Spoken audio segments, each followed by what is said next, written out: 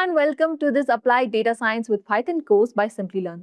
Today, data is behind almost every smart decisions we see around us. When an app recommends what you might like, when a company studies sales trends, and when a bank detects unusual transactions, or when a business uses numbers to plan its next move. Data science is working behind the scenes. And one of the best ways to start learning data science is with Python. In this course, we will understand how Python is used in real-world data science and why it has become one of the most popular languages for data analysis, visualization, and machine learning. We will begin with the important Python libraries used by data professionals, including NumPy, Pandas, Matplotlib, Seaborn, and Scikit-learn. Then we'll move into working with real-world data, where you will learn how to create arrays, use data frames, clean the data, handle missing values, analyze patterns, and prepare data for meaningful insight. After that, we'll explore data visualizations, where you will learn how to convert raw numbers into clear charts and graphs that are easier to understand and present. We'll also cover key foundations like statistics, linear algebra, categorical data handling, and basic machine learning concepts, so you can understand how data is used to make predictions and support better business decisions. By the end of this course, you'll have a strong practical understanding of how Python is used in applied data science, from data handling and data analysis to visualization and machine learning. So let's study and learn how to use Python to turn data into insight. Also, if you're ready to take your skills in Python data science to the next level, check out the Simplilearn data science course. This course is perfect for everyone who wants to master Python programming for data analysis, visualization, and machine learning. You will learn how to work with key Python libraries like NumPy, Pandas, and Matplotlib for data tagging and analytics. Dive deep into data visualization, feature engineering, and statistics that are crucial in the field of data science. We'll hands-on experience through real-world projects like sales analysis, marketing analysis, and more. While completing the course, you will earn a core certificate in Simplilearn. You can boost your career and showcase your skills to employers. Check the description for the link to our data science journey with Simplilearn. Before we start, here's a beginner-friendly quiz for you. Which Python library is mainly used for data manipulation and working with data frames? Is it Matplotlib, Pandas, Seaborn, or Scikit-learn? We spent some time on it already, but just to reiterate that Python will be our friend here doing science. So it's going to be perfect for anything data science. It has to industry. Python is widely used, mainly because it has so many great packages that let us work with data. NumPy and the first to look at, and then it has many others to help the models that learn. And then it has others to do visualization that will study. So it basically has packages that do most tasks for us we're interested in doing. So that's why I say with Python, it's really great science. So we've talked about before. Why people use Python is because it's a source. It has so many great packages that are oriented for data science and do data science really easily. A lot of people use R to do it's short because of its flexibility. Python can integrate with other systems easily with R. R is more difficult to use. R is like it's a scientific analysis language. It's used in a lot of statistics. A lot of statistics people using R, but for doing data science, it also uses Python. So we really you don't see R. I've never seen it. I've only seen Python in nature. So no worries about R. Historically, R has been around. R has been around for a while. But Python is by far and away the most used data science language for sure. So I'm going to tell you about some of the packages that we are going to study in our course that are in Python that we use to do science. So I just want to talk about them, and of course we're going to have a couple of lessons dedicated to going into those Pandas and all the others. This one is NumPy. So NumPy is short for numerical Python. So that's why I call it NumPy, numerical Python. And it is a Python package for doing computing, basically science computing, using these array structures that NumPy has created. And so many things are built off of NumPy arrays and the ability to operate on these NumPy arrays. So NumPy came around and created some dimensional arrays. They're essentially like ACs. And also have a lot of different computing tools around the matrices and arrays that so many other packages built off of. So we're going to learn Pandas. Pandas is built off of NumPy. So is Matplotlib for plotting, and so many other packages built off of NumPy. So it's a really foundational package for working with data will be stored in NumPy arrays. The NumPy array is the kind of foundational data type of NumPy, and so many things work in NumPy arrays. So NumPy, we're going to have a whole dedicated to NumPy next, but NumPy is going to be the first place we're going to start just because it's so important for working with data. It's multi-dimensional arrays are so useful for storing and manipulating data. So it's pretty important. What is a Fourier transform? It is a transformation of data into like a signal, basically like a signal transformation. So you go from like basically a time series to like a frequency series. It's used in signal processing. Yeah, analog to digital. Yeah, pretty much. Analog to digital. Yeah, it's just in signal processing.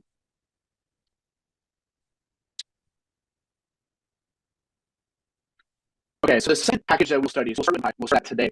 So after this lesson, we'll dive right into NumPy and start working with the example of NumPy arrays. But right after that is the library Pandas, which we'll spend a lot of time with. Pandas is a library built off of NumPy, so it ends on NumPy, and it basically comes around and provides a more structure to manipulating data.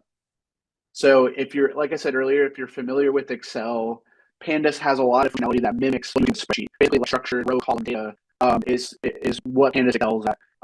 So Pandas is going to be a really fundamental way for us to manipulate data that's structured in kind of a row column matrix format. But it's built off of NumPy. So it uses NumPy under the hood to do all the manipulation but Pandas provides its own data structures to kind of put data into almost like a spreadsheet format that we can manipulate. Okay? So really, Pandas is going to be really, really powerful for us to manipulate data, and we'll use it all the time. So if anything coming out of this course, you guys will be Pandas experts, if anything else. I mean, of course, you'll learn more than that, but I think you'll come away as being really, really good users of Pandas and NumPy for that matter, but certainly Pandas. So we're going to study NumPy first, and then we'll have a lesson dedicated to Pandas right after NumPy. So we'll have a lot more to say about it, but I just wanted to kind of preview that, it's a really important package in the data science ecosystem because it helps us manipulate that structured data that's in like a row column format, like a table. Okay, then another package is the SciPy package, which is short for Scientific Python. It is another open source library that's built on top of NumPy. So it uses NumPy arrays as its underlying data structures to do the manipulations. SciPy contains a lot of scientific formulas and a lot of scientific computing tools that we'll use, especially when we get into hypothesis testing. So it contains a lot of like z-test, t-test distributions, things like that. So it's tailored for that. It also has things like the Fourier transform as well. It has different linear algebra manipulations as well. So SciPy will be really useful when we get into our hypothesis testing and A/B testing. It has those kind of those distributions that we'll need to do our tests, like a student t-test or a z-test or those kind of things. We'll use SciPy for. So really important package. We'll see later. We do hypothesis testing.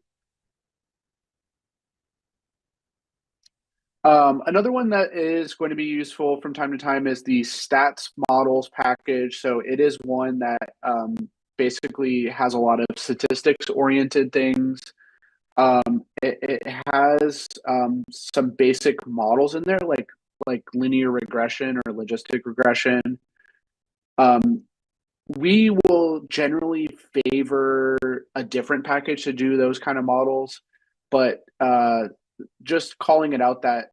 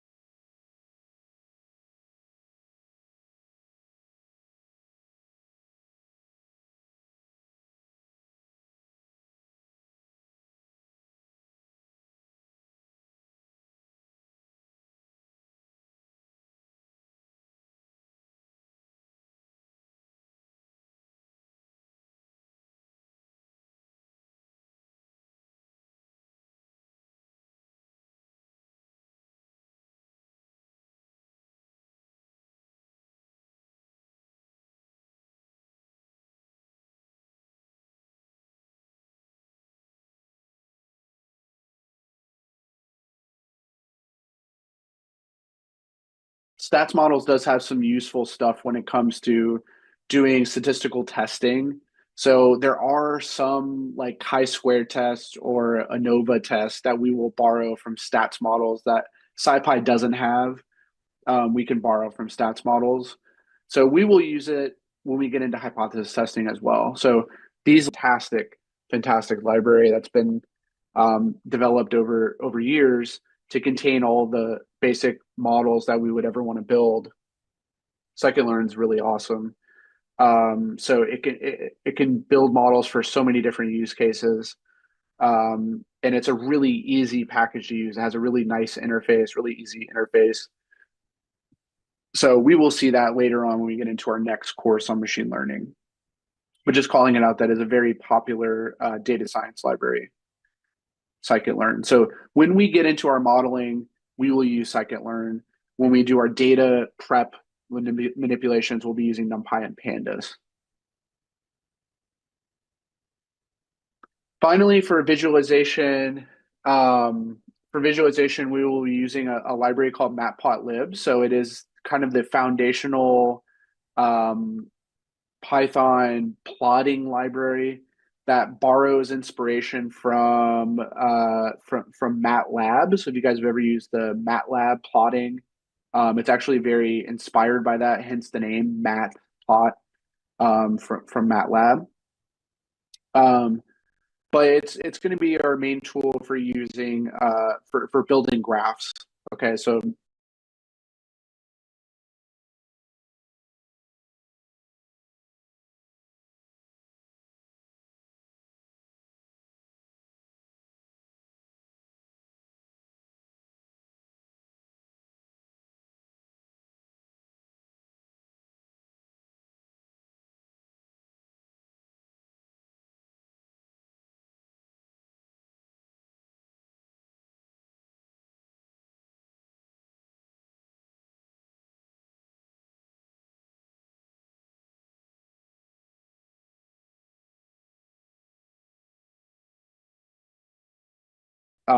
it's a foundational library for building graphs. Almost every other library that does visualizations is built off of this one, built off of Matplotlib. So when we get into our visualization course, we will come back and do Matplotlib and practice with Matplotlib quite a bit. Excuse me. What is that course called? Machine learning. The next course is called machine learning.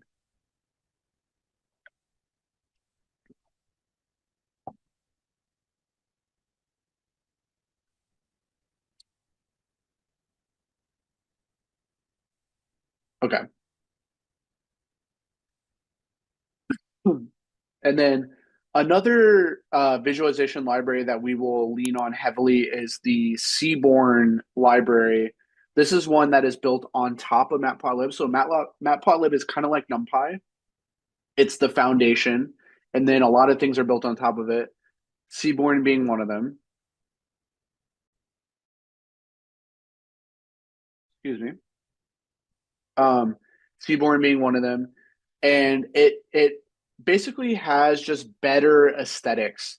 It provides better, not only like better aesthetics than just basic Matplotlib. It also has more scientific kind of plots and more interesting plots than the regular ones you get out of the box with Matplotlib. So it has really interesting histograms, file implots, heat maps. It can do statistical error, like confidence interval bars. So it just builds better plots than basic Matplotlib. Matplotlib is very basic. It's really easy to use. You can build a lot of plots with it, as we're going to learn. But Seaborn is really nice. It makes things aesthetically pleasing, and so we'll also use Seaborn from time to time. It's another plotting library that we'll get some practice with when we get into visualization. And another one of those is Plotly. So we have Seaborn and Plotly both built off of Matplotlib in order to do plots. Now, Plotly's specialty is for building interactive graphs. So when you build a Plotly graph, you can actually, it'll pop up in your web browser, kind of like Jupyter Notebooks do. And you can click around in the graph and mark down points. You can zoom in, you can zoom out. Excuse me, just getting over a cold here. So don't mind the coughs. But you can zoom in, you can zoom out, you can do a lot of interactions with Plotly. So if you want to build an interactive graph, Plotly is a good package. Again, it's built off of Matplotlib. So we'll get some practice with Plotly. So these three we're going to practice when we get into visualization. Seaborn, Matplotlib is the basic foundation. Seaborn and Plotly both build off of it. We'll get some practice with all three of those when we get into visualization. So the rest of these slides just go through some plots that we will be building later on when we get into our visualization. So just wanted to briefly go through those just to show you some of the different types of plots we'll do. So the easiest kind is basically a line plot that connects different points. So this would be like if we were plotting out something over time, like a stock price or a sales value over different quarters or weeks, temperatures over time, something like that. So basic kind of plot, we'll be able to build that, no problem. We can even mark different points on those. That'll be easy to do with Matplotlib or Seaborn or Plotly. That'll be really easy to do. So again, we'll show you how to build these with code later on when we get into visualizations, but just showing you the possibilities right now. Scatter plots will do these, which have different points kind of scattered throughout on two axes here.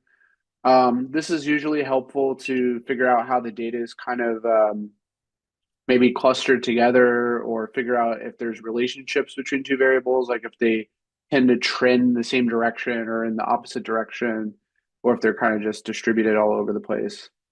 So we'll be able to build scatter plots. That'll be helpful. Area plots that show like cumulative areas on top of each other, we'll be able to show that. That'll be pretty easy to graph for different, maybe tracking total sales over successive quarters, showing different contributions of categories we'll be able to do. So we'll be able to do an area plot. Basic bar plot we'll be able to do. Again, all of these examples were built using Matplotlib, so we'll be able to do that.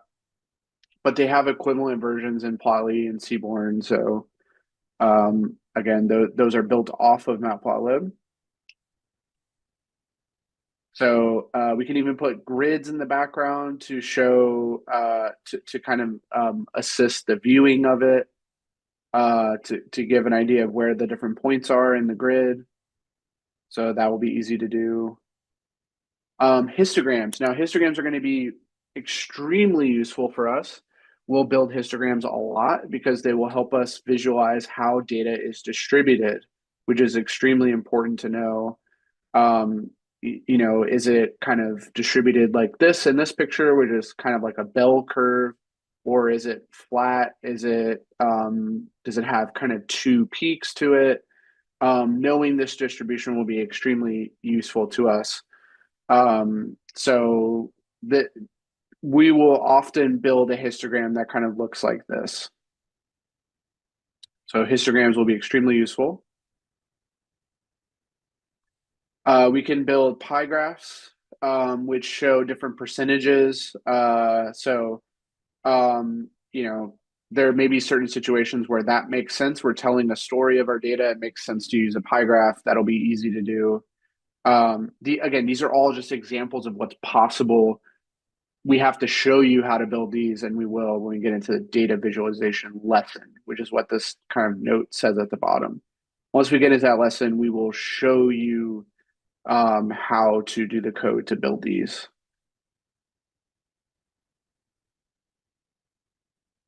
Okay. So just to wrap up this first introductory lesson, we have shown you what data science is, which is kind of the extraction of insight, deriving insight from data. and we have a bunch of different packages that are going to help us do that. We also have a process which is going to help us do that, which is usually defining a problem, collecting data, doing data preparation, and then doing modeling after that. So, basic foundations at this point. What we're going to do is now go into NumPy. So we're going to start with NumPy and then go into Pandas after that. So we're going to start studying these packages. They're going to help us do some of these different tasks in data science. Any questions at this point?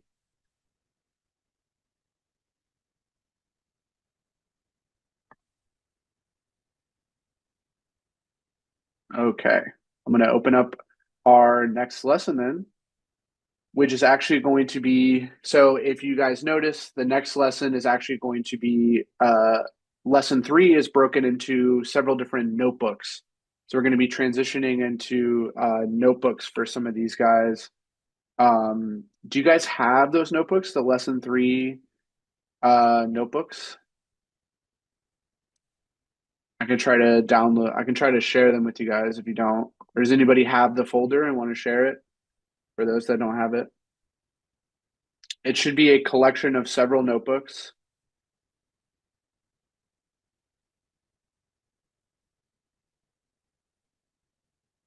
Yeah, let me download it.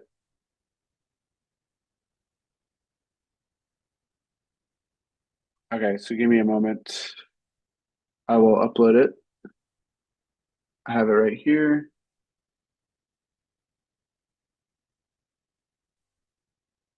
Um,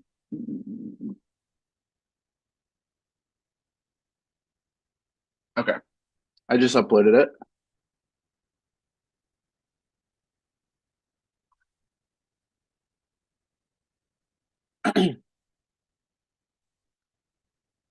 Okay, so you guys should have it. So you want to open those notebooks. Again, you can open it wherever you want. You could do it in your own local Jupyter. You could do it in the lab environment. You could do it in Colab. I recommend Colab just because it's so easy to work with, right? So I recommend opening them up in Colab. That's what I'm going to do. I think it's just so easy to work with. So that's what I'm going to be using. All right. Can everybody see the screen? I'm on the first notebook. The 3.01 notebook is the one we're going to start with. The introduction to NumPy. Okay. So if you have a moment, you want to open that one up. Again, if you're working in Colab, you can upload the notebook. So you can like once you've extracted that folder, you can upload the notebook into Colab using this like file upload notebook. That should work. Or if you have Google Drive, you can just upload that folder into your Google Drive, and then you can just launch it through your Google Drive, and it should open it in Colab. That works too. Are people able to open the notebook?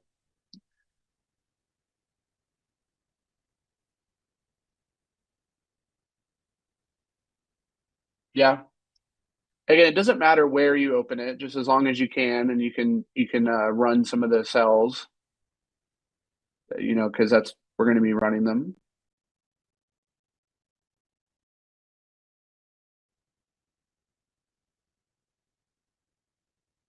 Good, good,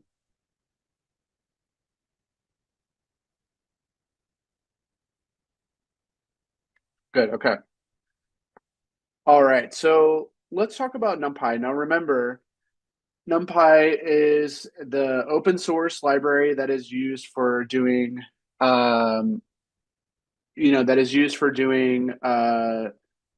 math and scientific computing on basically these arrays. So we are going to take a look at the NumPy array object as the first thing that we'll look at. Now, the NumPy array object behaves very similar to a list. So we learned about lists in our previous course, and the NumPy array is very similar to a list. We can slice it like a list. We can access elements like a list. It's ordered like a list. But it's a lot faster to do mathematics with the array, and it comes with a bunch of built-in functions like mean, median, mode, all these special things on the array that we don't get with a list. For instance, Python lists do not have a notion of an average. You can't calculate the average of a list without doing a manual calculation. So, but a NumPy array has a mean function that comes built in that we can take the average. NumPy has like an average function that we can take of an array or a median or a mode. So arrays are really advantageous to work with inside of NumPy. So let's take a look at some examples of a NumPy array.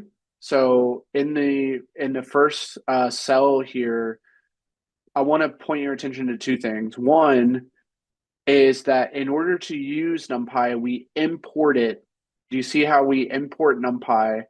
And we do this thing called as MP. Now, what this is we do an alias. This is called an alias NumPy as NP. We basically shorthand it to NP, which is an industry standard. So anytime you're looking at code and you see NP dot something, that is short for NumPy.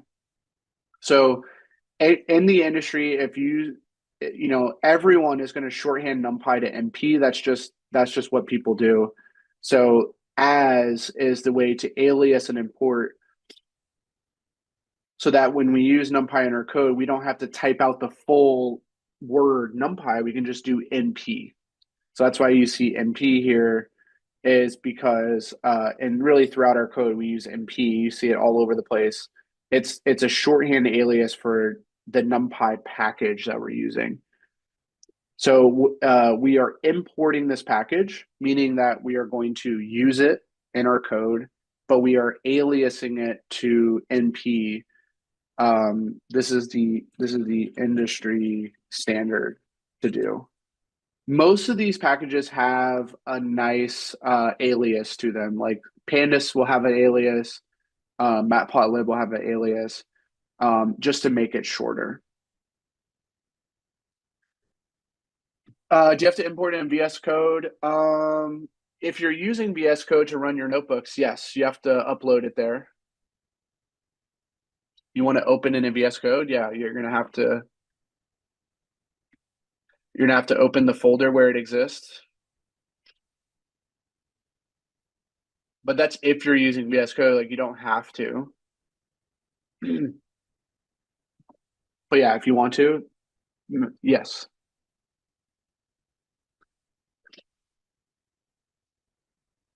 Okay. All right. So the next thing I want to point our attention to is building a NumPy array. So notice that we can build this NumPy array by doing np.array. So np.array builds a NumPy array object. And what we're passing in is just a list of data. Okay, so we have a list of integers that we pass into this NP array, which will build a NumPy array out of this list. So NumPy arrays can be built out of lists, they can be built out of tuples, they can be built out of other NumPy arrays. There's many ways to build a NumPy array, but the most common is to pass in a list, to convert a list into a NumPy array. So here we are building a NumPy array from a list, which is pretty typical. By the way, you guys remember I said that I'm going to be writing a lot of comments. I'll share these notebooks in our Slack after the classes. But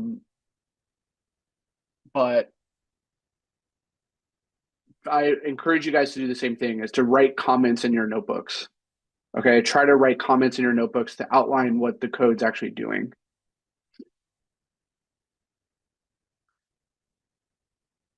How do you install NumPy? You just need to do, so inside of a cell, you can run this command like pip install NumPy.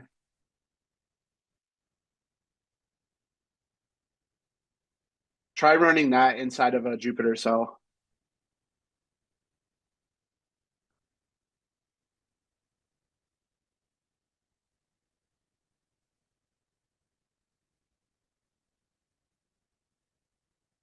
Yeah, this command is not going to work for you because this is like a generic. This is on Windows, like a generic Windows command.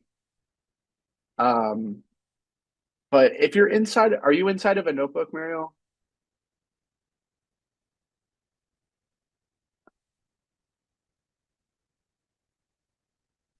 If you're inside of a notebook, just run this inside of a cell. It should install it.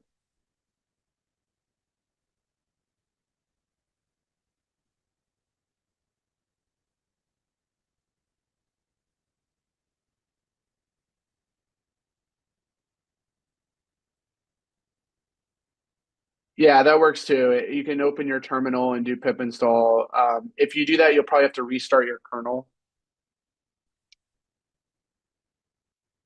No, so Colab comes with NumPy already installed. Yeah, so that's another advantage of Colab is it already has that installed. We don't need to worry about it. Yeah, so if it says requirement already satisfied, which is what this is going to say if I run this, it's because it's already installed. So this means that I already have it installed.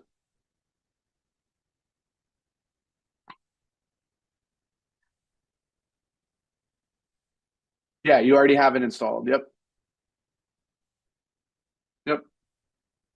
So in Colab, it already exists.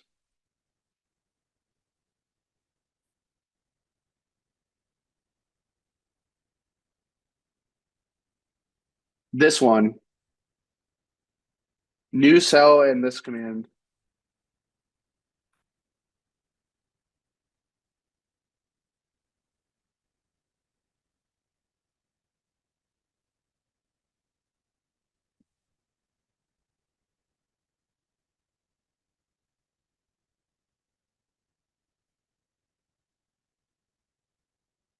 If you can't get it to work in your VS Code, I really encourage you to do Colab as much as you can. Just to get something that works.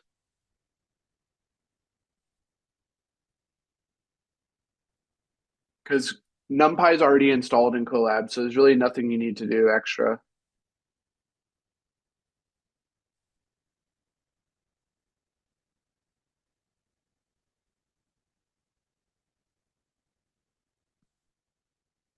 Thanks, Tim. That'd be great. That'd be great.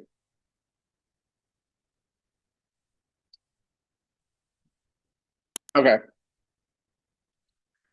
All right. So this builds, going back to this builds a NumPy array off of a list. So if we run this code, what's happening is we are building an array and storing it in this array variable, and we can print the array. Now look at what the array looks like. It kind of looks like a list when we print it, except the way we can tell this is a NumPy array is that it does not, when we print it, it does not have the commas. Notice that the data in there does not have the commas, and that's because it's being treated as a NumPy array. So it doesn't have the commas. It's not, at that point, it's now an array, it's not a list. So it looks slightly differently. And you can even see when we print out the type that this array is actually a NumPy n-dimensional array, which is the foundational data type of NumPy. So this is an NumPy ND array, which is the foundational data type of NumPy. So we have created a NumPy array, and now you can see what its type is this MP and D array. Okay. Were you guys able to run this first cell if you run it? It's not going to do anything but show this. You should see this, and then you should see it's printing out the type. You should see those two things. And do we see how that this is creating a NumPy array? So np.array is how that's the function we use to build a NumPy array. And we're passing in a list of data to build that array. All right. Yeah, it might take a moment to start up the kernel.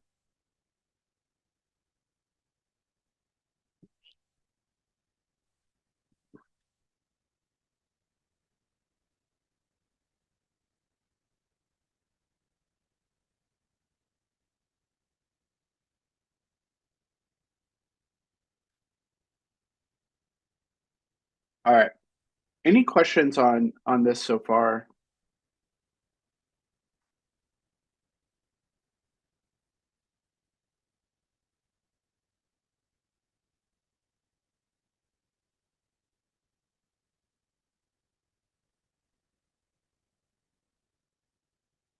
What was ND array? It's short for n-dimensional array. It's the NumPy array object type. So that is the data type that we are working with now is a NumPy n-dimensional array. It's a generic NumPy array data type. And you can see that because we do type and we can see that we get a NumPy ND array as the type of this thing when we create a NumPy array out of it.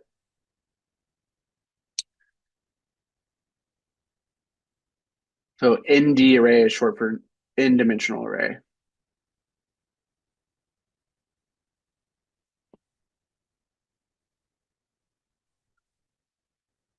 Okay. What I wanted to do is go to the next cell and talk about how we can create some matrices, essentially multi-dimensional arrays. So this array that we've created so far is actually just a one-dimensional array because um, it only has one dimension to it. It basically has one list of data. But of course, we would be interested in working a lot of times with multi-dimensional data because that's typically like what a spreadsheet has, right? Rows and columns. So just to give you guys an example, like NumPy actually supports 0 dimensions, which is basically a constant. So a single number, a single value is considered a 0D array. So a single value is considered as 0 dimensions, is just a single value. So if we built a NumPy array and just passed in a single integer, or it doesn't have to be integer, it could be float like 24.6, whatever it is, that would be considered a 0 dimensional array. But we've already built a 1D array, which is just a single list, basically a flat list with, so just if we use a list with a list of, I should say a single list of values is a 1D array. So we've already seen that. It is a scalar. Yeah, we would call that a scalar. Yes. Good. Yes, that's true. Scalar. Perfect.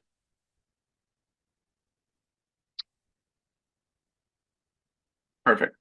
So a single list of values is going to be a one-dimensional array here.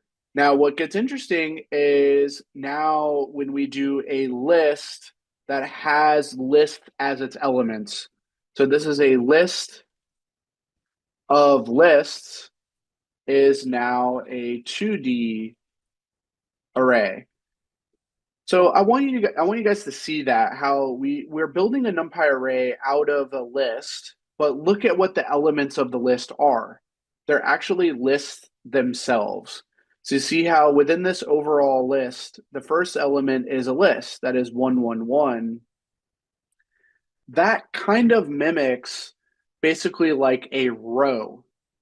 So you think of it as like each list each list is like a row in a matrix. So this two-dimensional array is really like a matrix, right? So this is an interesting use case where, of course we could have more than just these two. So we could have a third list here that is like 4, 5, 6, and that would be valid as well. So this would be basically a matrix that has 3 rows, and each row has basically three items in it. So we would think of it as basically having 3 columns, right? So it's like a 3 by 3 matrix, but it is 2 dimensions. The two-dimensional array. It has rows and columns at this point. So it has rows and columns. The two-dimensional array. Let me ask you guys, do we see how this has 2 dimensions to it? It's a list of lists. So it has 2 dimensions.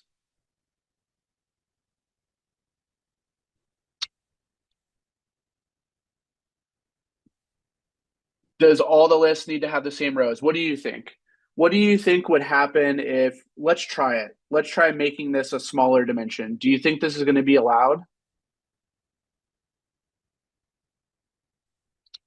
Is this what you're asking?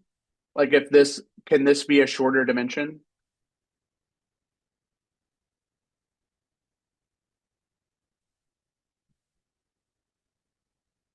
Let's see.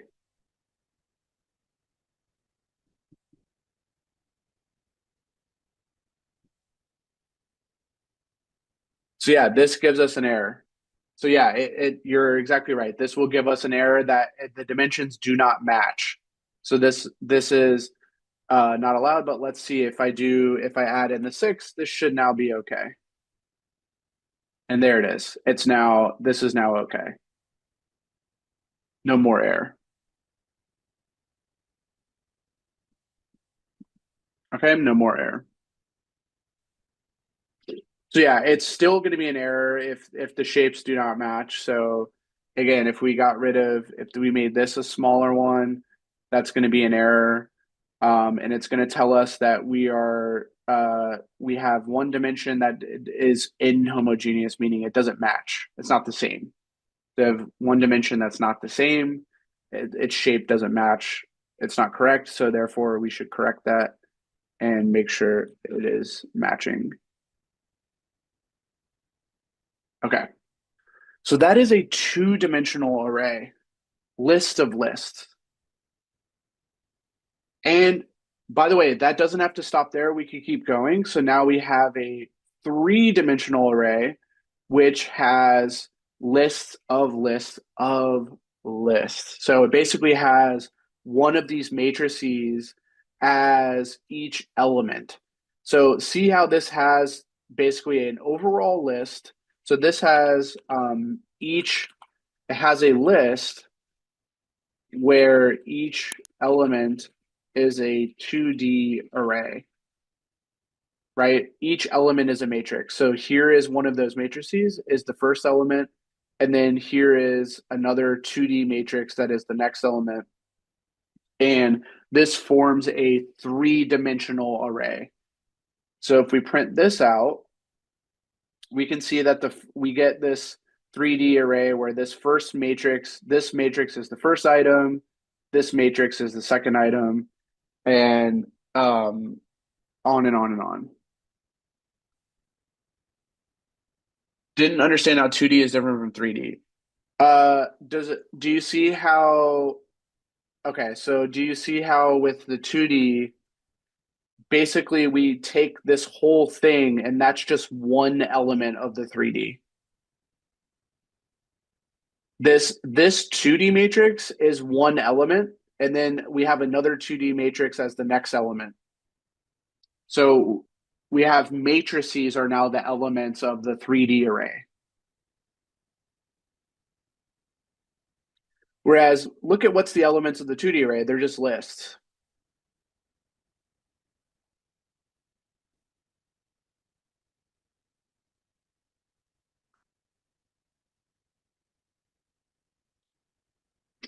It doesn't have to be 2, that's just the example we have. It doesn't have to be two. But by the way, one thing that gives away the dimensions is how many of these brackets we have. So you see how we have two brackets and see how this has three brackets?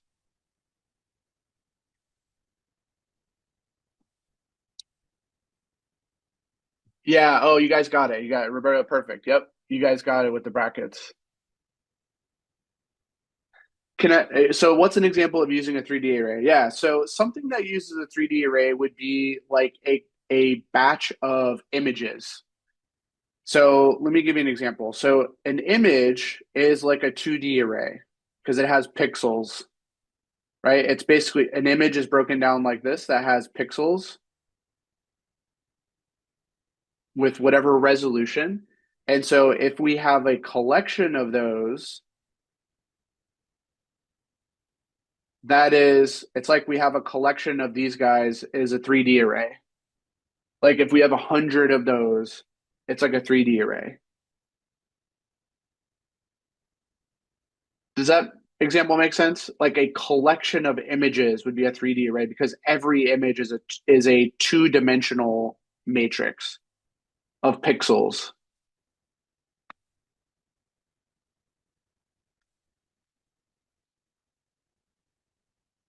Yeah, a 3D array is a collection of matrices. Yep,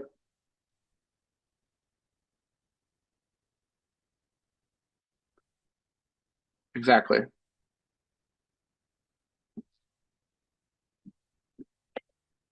Does this example make sense though? Like this is a good one, I think. I'm glad you asked it because I think it's a good one for thinking about what a 3D array is. Every element is a 2D matrix.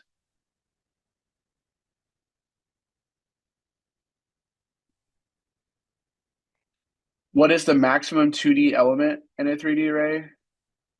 I'm not sure what you mean by that. Maximum 2D element? Oh, how many can you fit in a three? You can have unlimited as much as the memory will allow, basically, as much as your memory will allow. You can have unlimited. You can have as many matrices in a 3D array as you want until you run out of memory, essentially.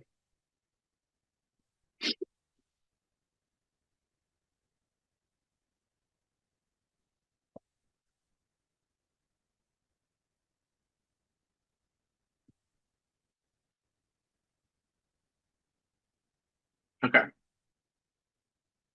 perfect. All right, perfect. So just to recap this, we have the NumPy array. So we're able to build NumPy arrays using the np.array, and we're able to take a list of data and populate it into an array. And then what we're going to do is just build off of this to learn how to manipulate that array and do different things with that array. Coming up next. All right, so let's go to the next notebook. Let's go to 3.02. Well, before I do that, any questions, any other questions about this building an array?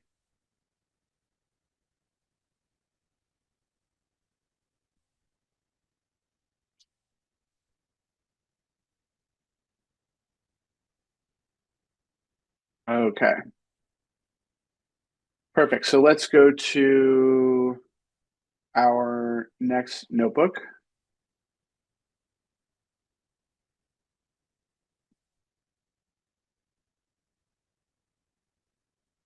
Okay, do you guys have the 3.02 notebook? Do you have it up? That's the next one we're going to do.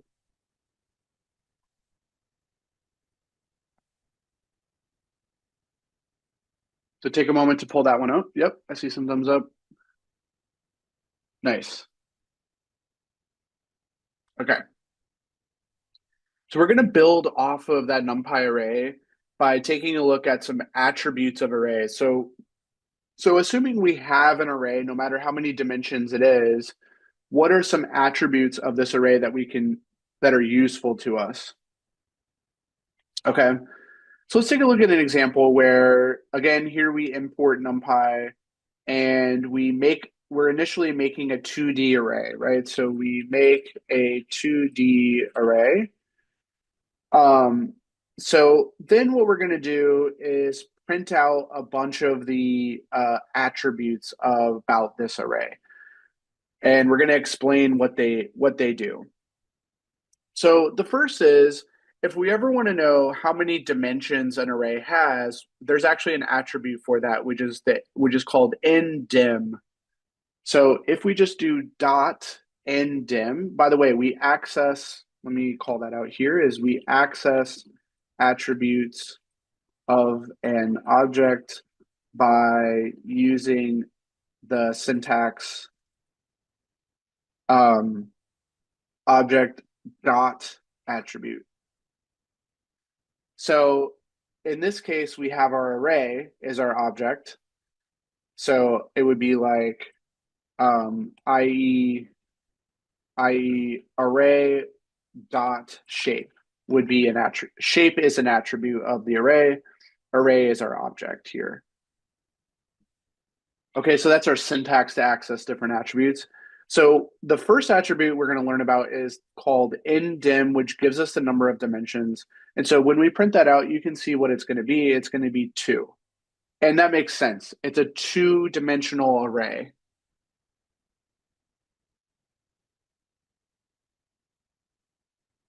Could the 2D array be, yeah, that's fine. That's fine. You could use that. That's still 2-dimensional. Yep. Okay. So the first is ndim, which gives us the number. This gives us the number of dimensions, which equals 2 in this case. Okay, and that makes sense. We know it's a 2-dimensional array based on the fact that our elements are 1D lists. So we have a list of lists. It's going to be 2 dimensions. Now shape gives us the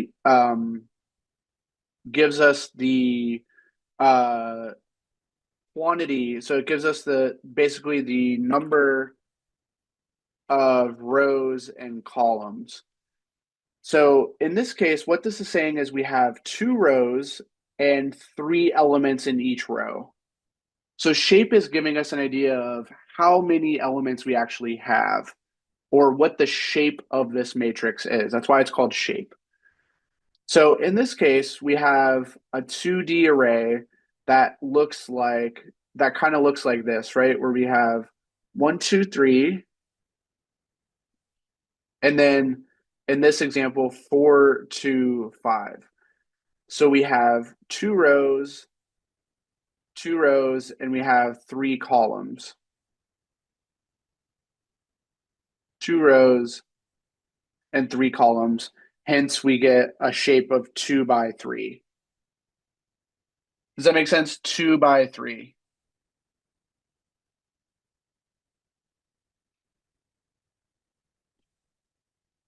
Yes, Roberta, that should be true. Yes, that should be true.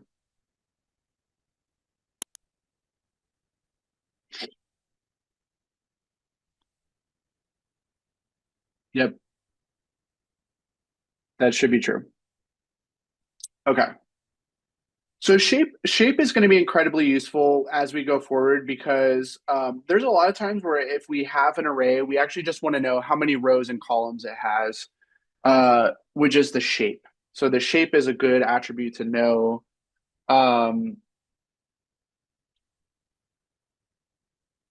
Does the bracket define it as a 2D versus 3D array? It's the fact that it's 2 brackets defines it as a 2D array. It has 2 brackets here. It's a list of lists. This is 2D.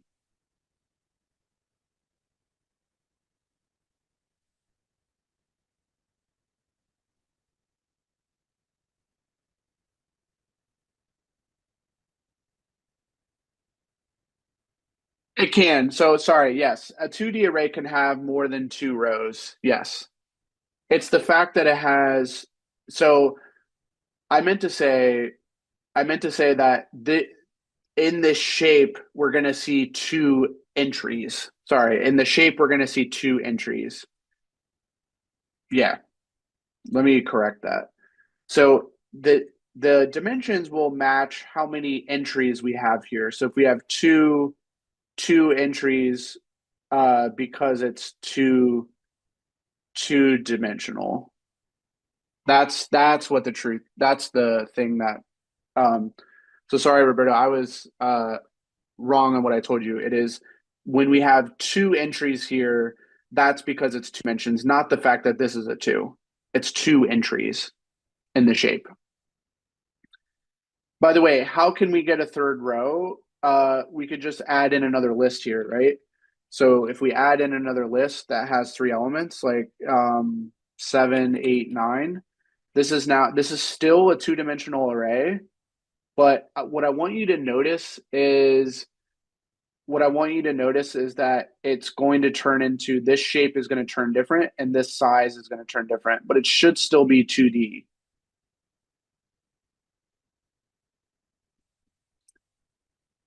So see how this shape went from 2x3 to 3x3? Yeah, the size is going to be the product. That's true.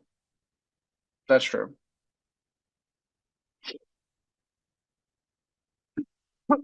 I was going to get to that next.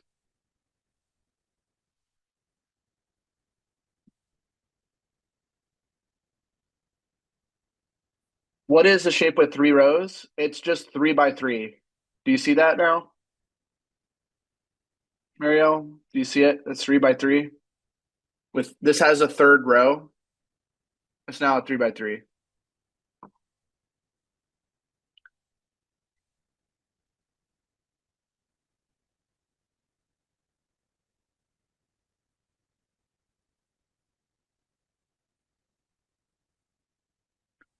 Yep, three rows with three elements each and a 2D array. Perfect.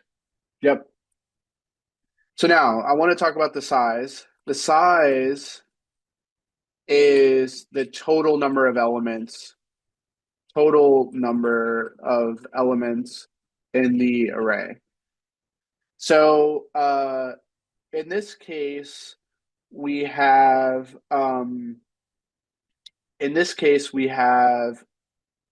3x3, so we have 9 total elements. So this will always be the product of the shape, right? Lots of questions. Let me see. I'm trying to keep up.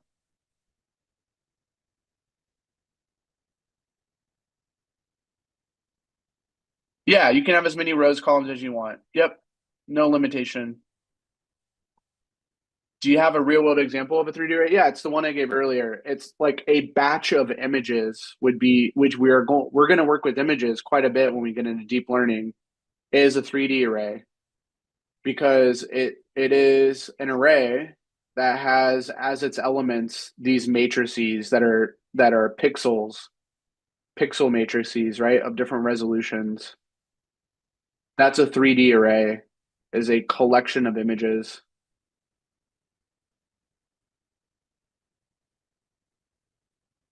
Because these are each 2D. That's a real, so images, these are all images.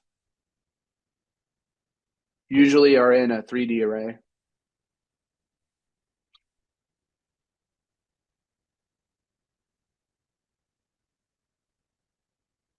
All the arrays in the same dimension needs to be of equal shape. Yeah, they do. So yeah, we saw that example earlier. Like if we try to change the shape, like even in a 2D sense, if we got rid of this would be an error, right? This gives us an error. We need this to match the size, right? We need this to match the size in order to build the array.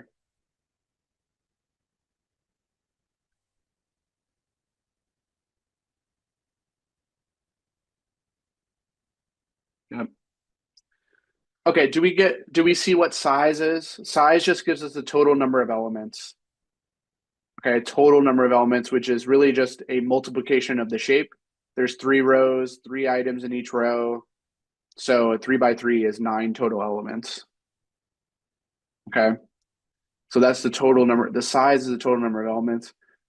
Now, the D type is telling us what every member's type is. So maybe not that interesting, but this is kind of the default. So this gives us what each element's data type. So we can grab, in this case, they're all integers, but they're in int64. So we can also grab how many bytes each one takes up, which is the item size attribute. This is each element's memory footprint, each element's memory size, which is going to be 8 bytes. And we can also get, if we want to, very rare we would actually need to access this, but we can actually get the memory reference for the array data. So array.data, we won't really ever need to worry about this, but this is actually really important for Pandas to be able to access later on, because everything in Pandas is built off of NumPy. It needs to manipulate the raw memory often in order to do different calculations with that data. So it typically will need access to that data attribute, but we generally will never need to know what that memory address is. Okay. Any questions about these attributes? I think the one that we'll use the most is probably going to be shape. We'll probably worry about the shape the most when we're working with NumPy arrays. But any other questions about them?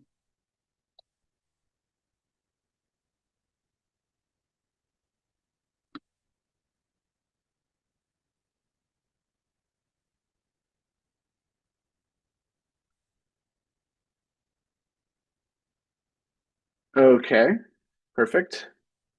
Okay, let me show you a couple of functions. All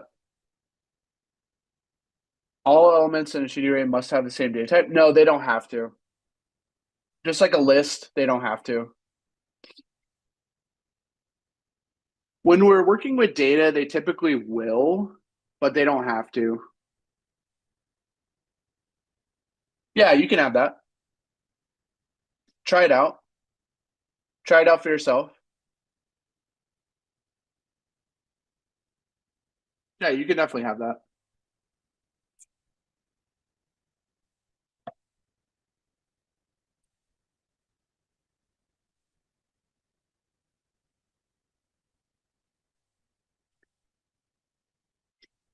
All right, I want to show you a couple of functions we can do to manipulate the shape of an array. So the first one is we can actually reshape an array using the array.reshape function. So this is a function that we can pass in. So we can do array.reshape, and then we put in the a tuple with the new shape. So in this case, we're putting in 4,3, which is to say we want to take this existing array that is a one-dimensional array. So notice this is a 1D array, and we want to turn it into a two-dimensional array, right? That is 4x3. Okay, 4x3, meaning there should be 4 rows and 3 columns. And but first of all, let me ask you guys, do you think this is even possible? What do you think needs to be true in order to reshape this properly? What do you think? If I want to take a flat 1D array and put it into something that's 4x3, how many elements do I need to do that? Perfect. You guys are right on top of it. 12. Perfect. Yep. I need 12 elements. So what happens if I don't have 12? Do we think this is going to work?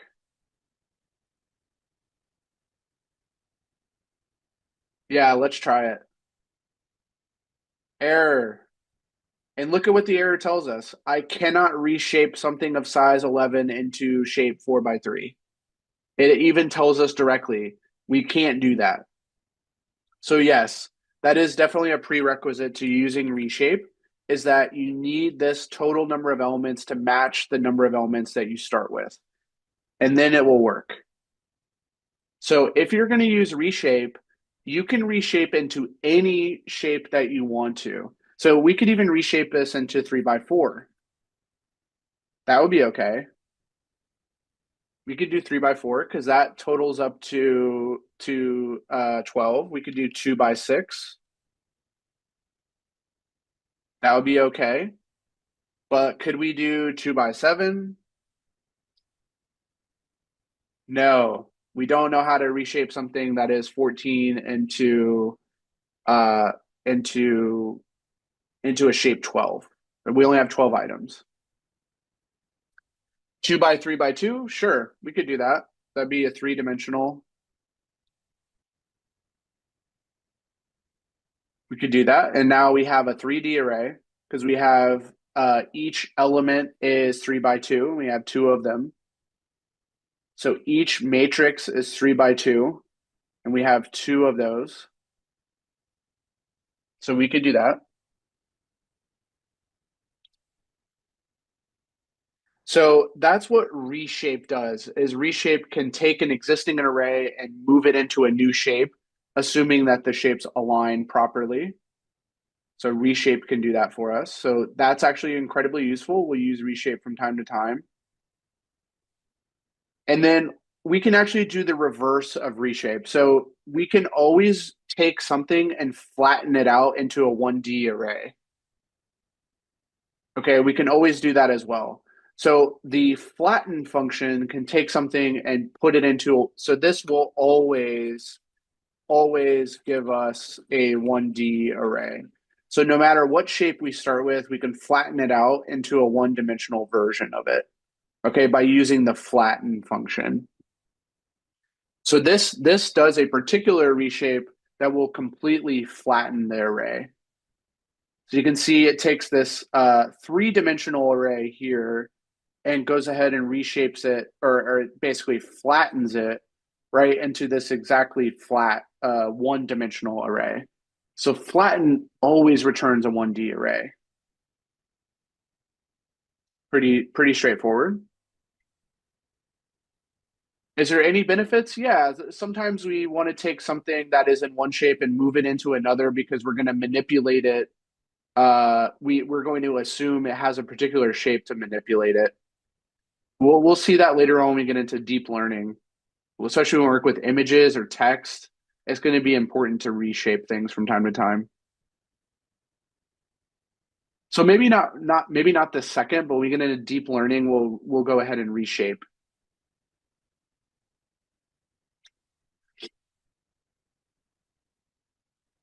Okay, one more I want to show you, and then we'll take a break, is that there is a transpose function. Now, what this does is it swaps rows and columns.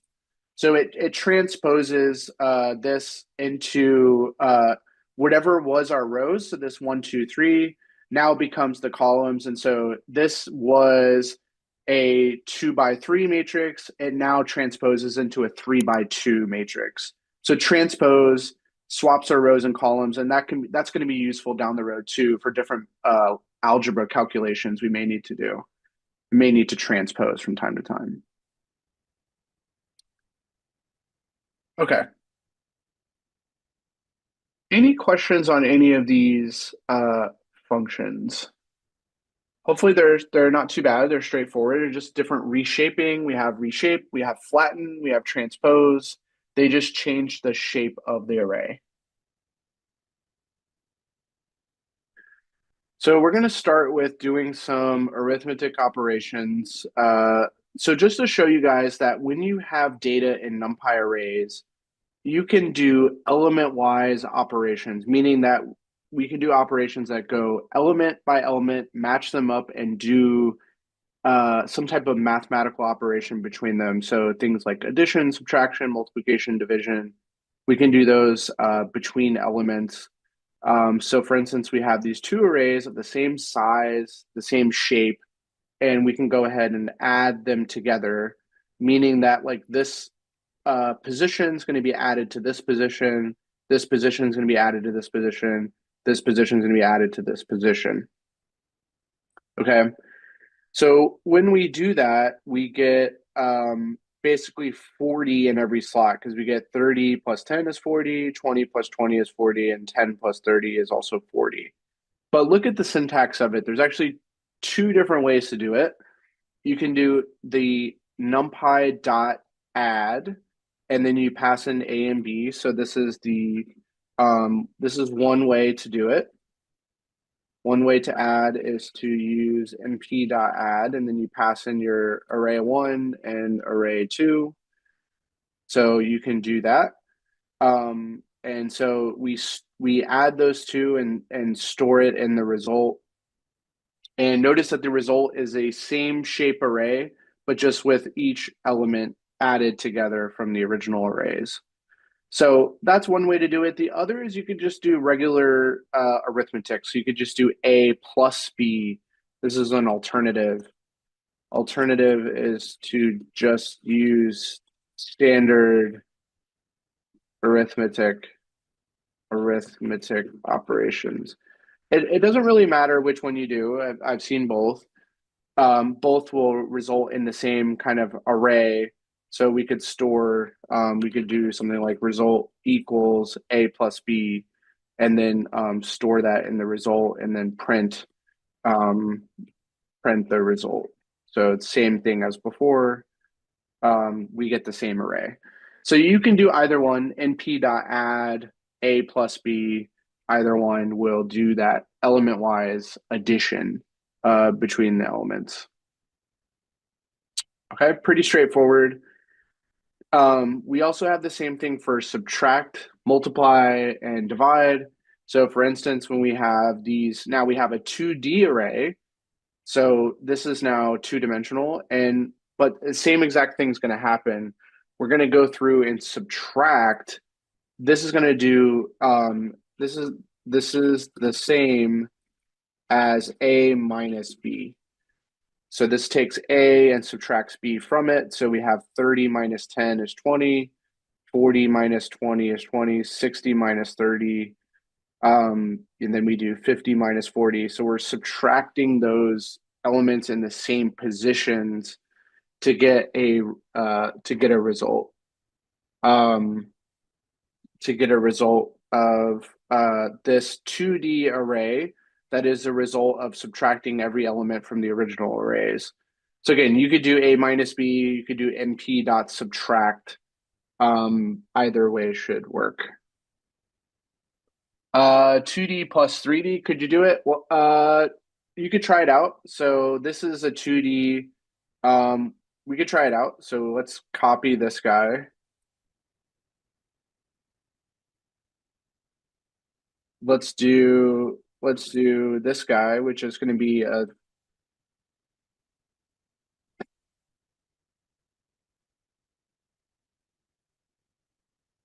let's see. So let's do a 3D array. So let's do one of these guys.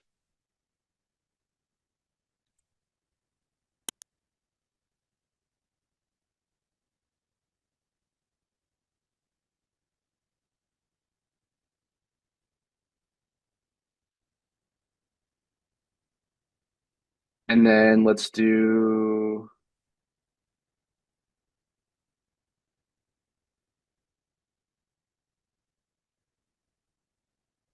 another one, but let's just change up the numbers. So let's do 10, 15, 20, 25, 30, 45.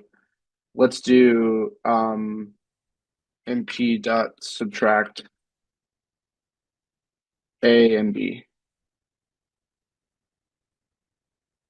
Let's see what we get. So we actually do get a result, and the reason we do is something called broadcasting, which is an interesting idea in NumPy that what they do is they basically won't force the shapes to be aligned when you do a mathematical operation, but you might get some unintended consequences of doing that. For instance, we get like we get some of these actually work where we get 30 minus 30, 40, 40, 60, 60. So we get these zeros here for this first guy. But notice that we basically take this and apply it to this.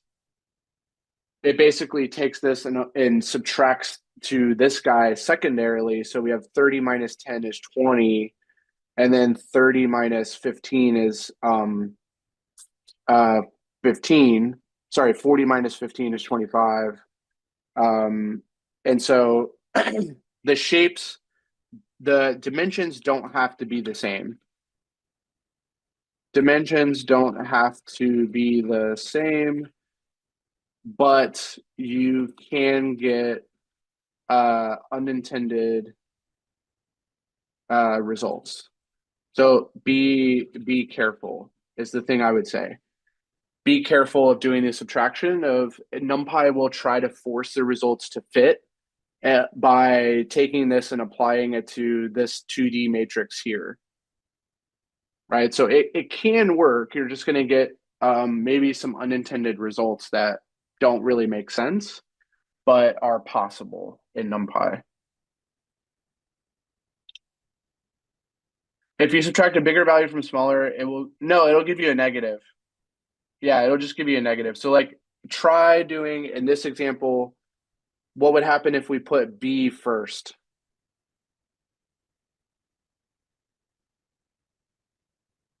You get negatives.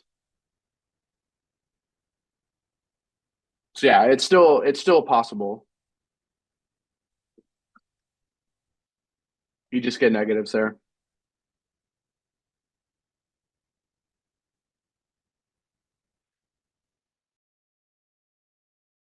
Okay. So we can take like 30 times 10, 20 times 20, 10 times 30, and we can get those multiplications. So if we do that, we get this array, which is going to be 300, 400, 300. So these are just element-wise multiplications. Again, the alternative is to do A times B, and that would be the same thing. So if we just did result equals A times B, that would be the same thing. But we can do np dot multiply to make it more explicit the operation we're doing, that it's A times B. And this is not to be confused with matrix multiplication. So that's something I should call out here, is that matrix multiplication is a different matrix multiplication is different and will be covered later. So traditional matrix multiplication will be covered later, and that requires the matrices to be compatible, and it's a completely different operation than doing element-wise multiplication. Okay, which is just A star B or asterisk B or np dot multiply. We can do division. So notice that this is again a scenario where the shapes are not the same. We have a 2D array and we're dividing it by a 1D array. Now what happens is we basically take this and divide it by this, and then take this and divide it by this and get this second row. So this size is going to basically match the larger of the two shapes. So this first shape is two-dimensional, 2D. So basically the shape of this is 2x3 shape. And this is only a basically a 1x3, not even, it's just a 3-element shape. Because it's just a 1D array. So it's a 1D array. So therefore, when we do the division, it's going to do that broadcasting thing that I mentioned earlier and try to force this to be able to divide by this. And the way NumPy will do that is say, okay, which is the bigger shape? This is the bigger shape because it has more dimensions. Try to take this and divide it by these guys. What do you think is going to happen if we reduce this size? If we did this, do you think this would work? If I reduce this down to only having 2 elements, do you think this division would work?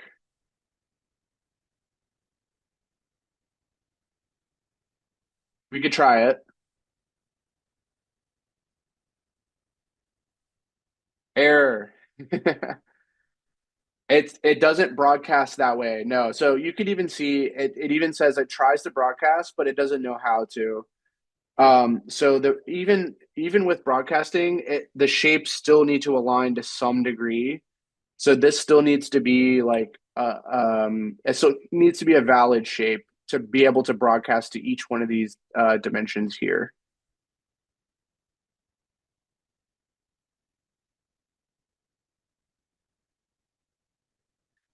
Let's try it.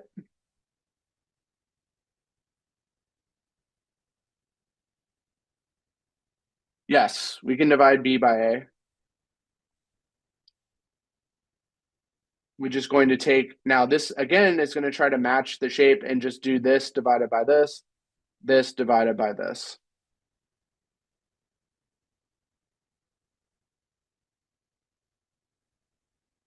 But remember that A divided by B is not the same as B divided by A.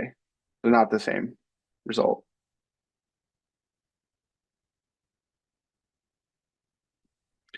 Yeah, you can get a division by, so try making one of these zeros. So try, let's say this was all zeros and we did A divided by B. Do you think that'll work?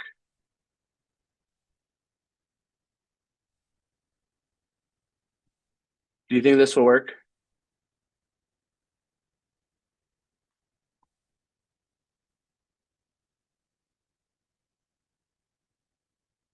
Yeah, it basically now it technically returns a result, but they're all infinity.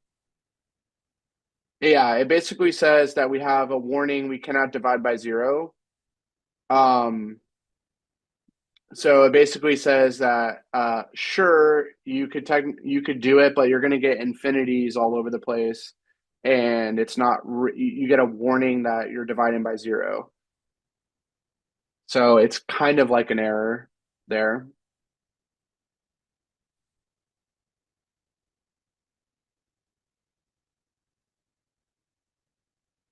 Okay. All right. So let's go to doing exponents. So we can do element-wise exponents where every element in A is raised to a power of something in B. So for instance, we like 2 squared, we do 2 cubed, 2 to the fourth, 2 to the fifth, 2 to the sixth. And you can see what each one of those would be is this.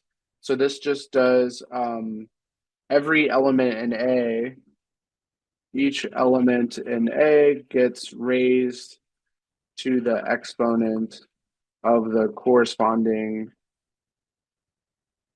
element in B. So we get 2 squared, as I said, 2 cubed, 2 to the fourth, 2 to the fifth, 2 to the sixth. That may be useful from time to time. We may have a reason to take elements from one list and exponentiate them from another list. So there's a power function here to do that. So that may be useful. Before we move on to the statistics functions, which are going to be really interesting, any questions about the arithmetic? Are they kind of straightforward? They kind of make sense in terms of the arrays? Any questions on them? Hopefully they're very much like just regular arithmetic. They're not too bad, hopefully.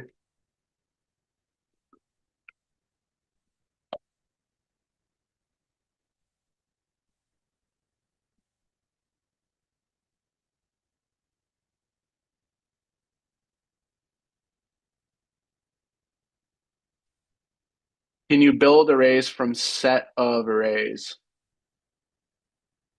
You mean like a Python set?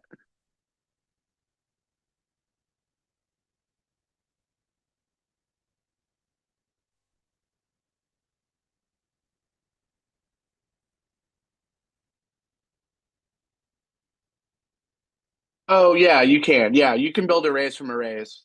Yeah. We haven't done that yet, but I think that's coming up shortly. Yes, but you can. Yeah. Yeah, it's not too hard to do that. So in fact, I can just show you a quick example of that. So we could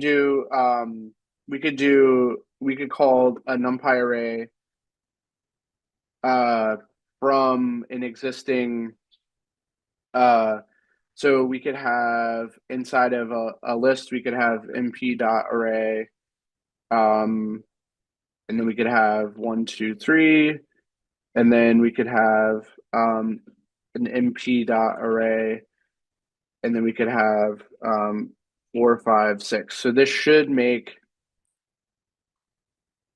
so if we then we let me display x. So this makes a 2D array. Does this make sense? Like I'm defining an array as the input elements to build an array. So yeah, you absolutely can do that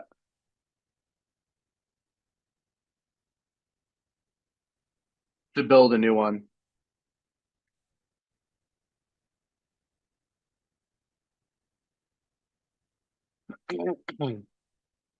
Yep. Okay. Good question. Any others before we go on to the statistics functions?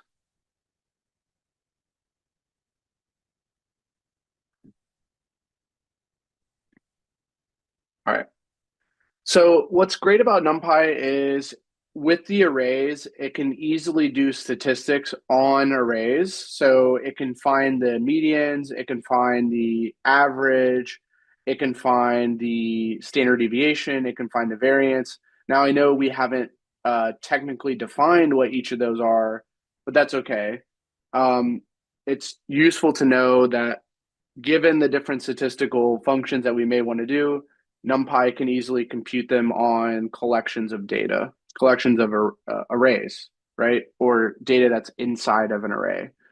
So for instance, if we have this 2D array here, we can compute the median of all elements in the array, which would be np.median. So there's a built-in function from NumPy, np.median. So we can do np.median finds the median of an array. Okay, so this will calculate the median. So if you're, again, we will get to what the median is later on in our statistics overview later on, but the median is kind of the 50th percentile, like the middle element, right? The middle element of we basically order it from least to greatest and find that middle element. So in this case, the middle element is 4 out of all these elements that we have. Okay, np dot median. We can take the average, which is the mean. So that's very nice. We can take the average. So we can do np dot mean, which will take the average of this array. So it'll average all the elements together, and we get an average of 6.3333. So that's very convenient for us that we can compute an average of an array. I want you to, now this seems really straightforward, but I want you to see how powerful this is that lists, for example, do not have this ability. There is no built-in mean function for a list. So that's why this is so useful that NumPy has this ability, and it's really optimized. It's really fast to find the mean, really fast to find the median. It's a really optimized function to do it. If we wanted to find the average, we would have to do it manually on a list. We'd have to total up all the elements and divide by the size of the list. Not that that's hard to do, but it is something manual that we would have to define. It does not automatically exist, like what we see here with np.mean as a simple function that we can apply. And we can apply it to NumPy arrays very easily to compute the average. So same thing with standard deviation and variance. Those are more advanced statistical functions that figure out the spread of the data away from the average.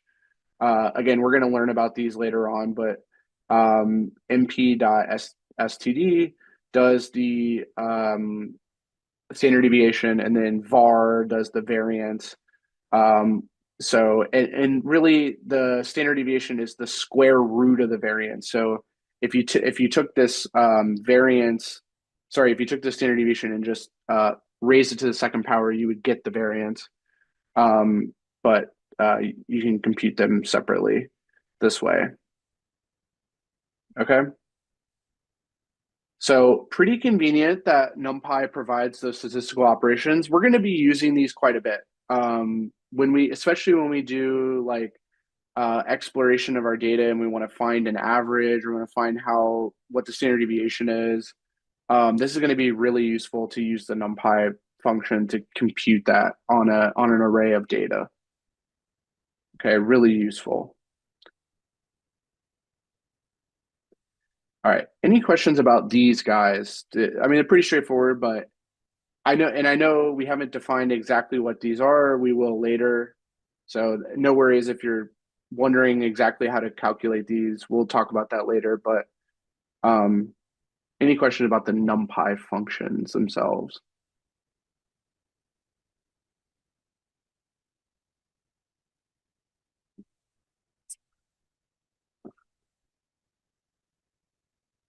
Okay. Very good, very good. Okay. Let's talk about percentile then. So NumPy also has a percentile function. So we can take an array and compute the 50th percentile, which would be the median. Again, we haven't learned what a percentile is, but if you think about ordering all the elements and figuring out like the median is at the 50th percentile, and then half the data is below that. So there's a point where like 25% of the data is below this certain value, and then 75% of the data is below this certain value, or 95% of the data is below this value. So the percentile is something that ranges between 0 to 100 we can take. So like the 99th percentile means that most, like 99% of the data is below this certain value. Okay, so like 99th percentile means that 99% of the data falls below that value if we ordered it and kind of sorted it that way. So we can compute any percentile we want by just passing in the array and then giving it a number between 0 to 100. Okay, so and this should be a whole number, 0 to 100. So for instance, we can compute the 99 percentile. Oops, I have to actually run this. Let me run that. There we go. So 99% of the values are below 22.8, which kind of makes sense because most numbers are pretty low. So there's really only one number below that number, which is the 24. So if I did the 100th percentile, that would basically be the max, right? It'd basically be that 24. So only 100% of the numbers are below the max. So it kind of makes sense. And then if I did the 50th percentile, that would be the median. Half the values are below that, half are above. So that matches the median that we found here, which was 4. Okay, so we can do percentile. Any questions about percentile?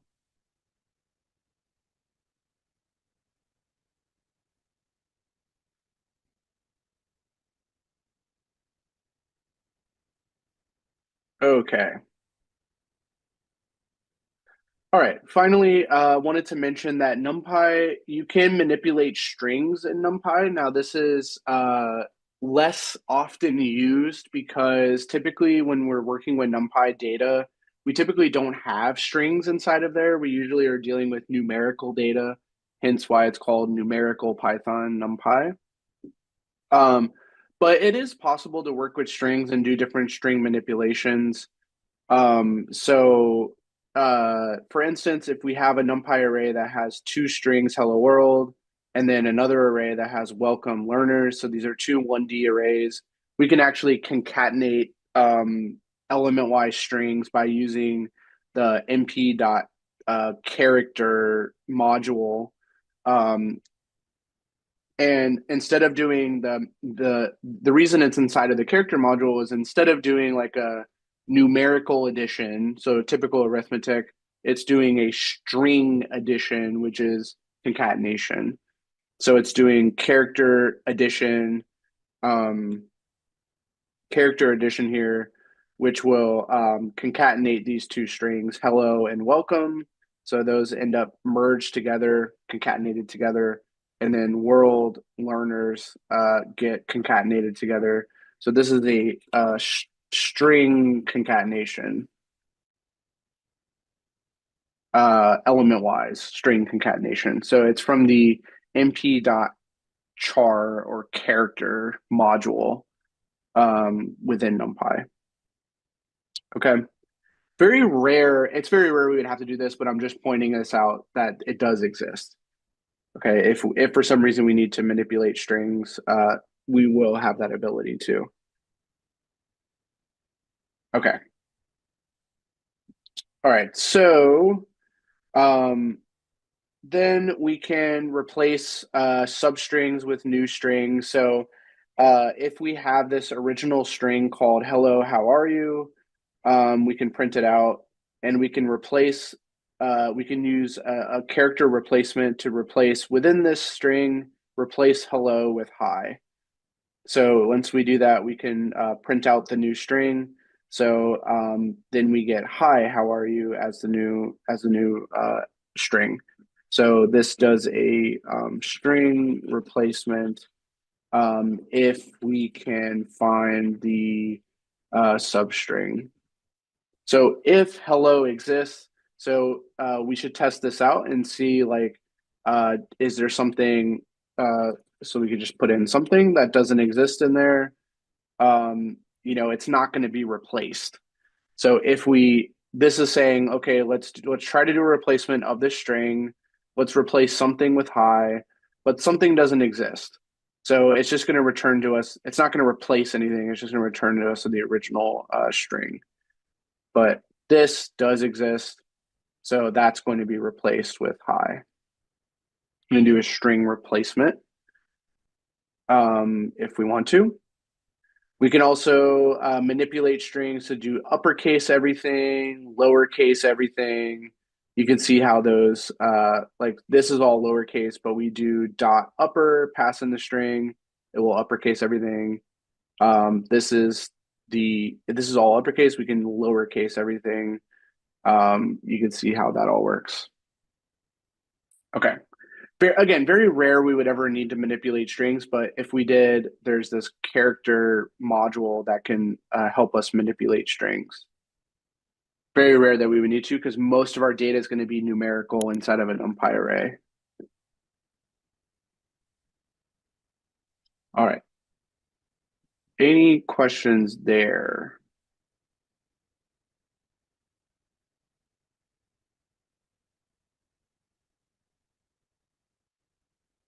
All right, so just to recap, we have our arithmetic operations, basic arithmetic between NumPy arrays we can do, pretty straightforward. We can even use our standard, we can use NP add or we can use A plus B, NP subtract, A minus B, multiply, divide. We can all use those basic arithmetic operations. We also have a power function, which will raise things to exponents. These incredibly useful. We'll use these all the time going forward. Are the statistical functions like average, standard deviation, variance, median. We'll be able to compute really easily on an array. Okay. All right. So let's go to our next notebook and continue working with NumPy. So go to the 3.04 notebook.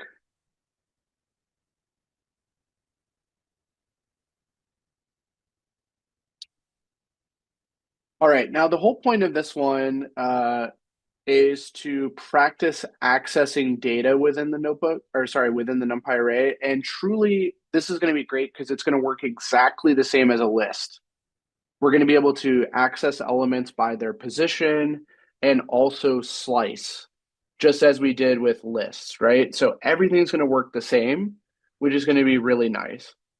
The one unique difference is that with NumPy arrays, we can have multiple dimensions. So that's where we need to actually be careful, is that if we want to access elements that are in different shapes, like they're in a second row, third column position, how do we do that? And it's actually going to be really easy to do if we just think about it as kind of a coordinate of passing in like an index as if it was a coordinate of this is exactly what I want to access. Okay. All right. So if you take a look at this picture, this is a really great picture to break down a 2D NumPy array. So imagine we had a 2D NumPy array whose shape was 2 rows by 3 columns. So it's a 2 by 3 shape. All right. And we have elements 1, 2, 3, and 4, 5, 6 in our array. So we have 2 rows. Each row has 3 elements. Okay, so a 2 by 3 shape. Now, the element that is right here is at index 0 because it is at the first row. So it's at index 0 in terms of the row, right? So there's 2 rows. So it's either going to be index 0 or index 1 for the row coordinate. So it's at index 0 for the row. But which column is it in? It's in the first column. So it is at index 0 for the column. So this coordinate for this guy would be like if we passed in 0, 0 as the index, right? So if we passed in 0, 0 as our index, we could access that element right there, because what this is signaling is we are at row 0 and we are at column 0.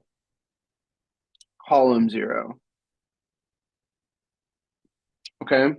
So with multi-dimensional arrays, we have to be careful about that, is that things can be accessed by their coordinate now, their index coordinate, rather than just a single index like we saw with list, right? With a list, it was just, okay, we can grab something at index 0, index 1, index 2, maybe index -1.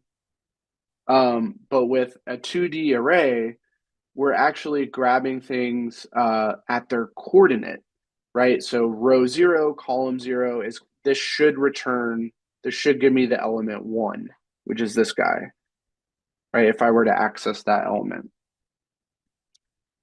All right. So let's try accessing. So let's take a look at this guy. This guy is now going to be at same row. So this guy is still going to be at row 0, but it's going to now be at column 1, right? So it's now here, column 1. So we should be able to access that too, sitting at row 0, column 1 index. So this should equal 2, right? This item should be that element 2. Okay. And then lastly, from this same example, we have this 3. This 3 we should be able to get from, we're still within row 0, but we're now at column index 2. And this should equal 3. Okay, so in a 2D array, this first entry is what row we want to go to. So imagine like scanning over this grid. What row do we want to go to? Okay, row 0, that's the first row. What column do we want to go to? Okay, column 2, that's the last column. That's the third column here. Let me ask you guys, does that make sense in terms of thinking about it like a grid and a coordinate of how we access elements? Any questions on that?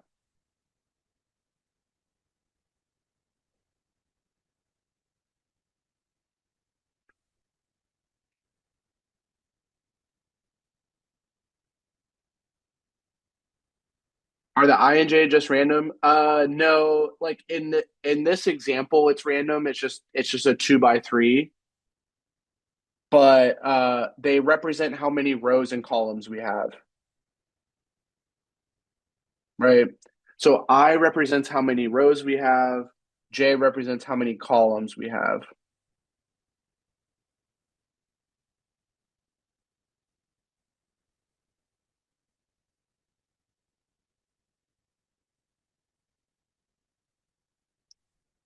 Oh, sure. Yeah, yeah. They could be any letters. Yeah.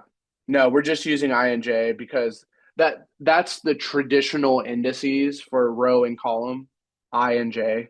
That's just kind of like a tradition to do that. But yeah, they could be you could use any letters there.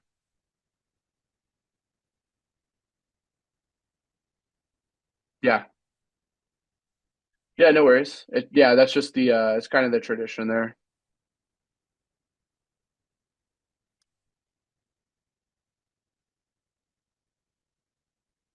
Okay, so let's see how this works inside of code.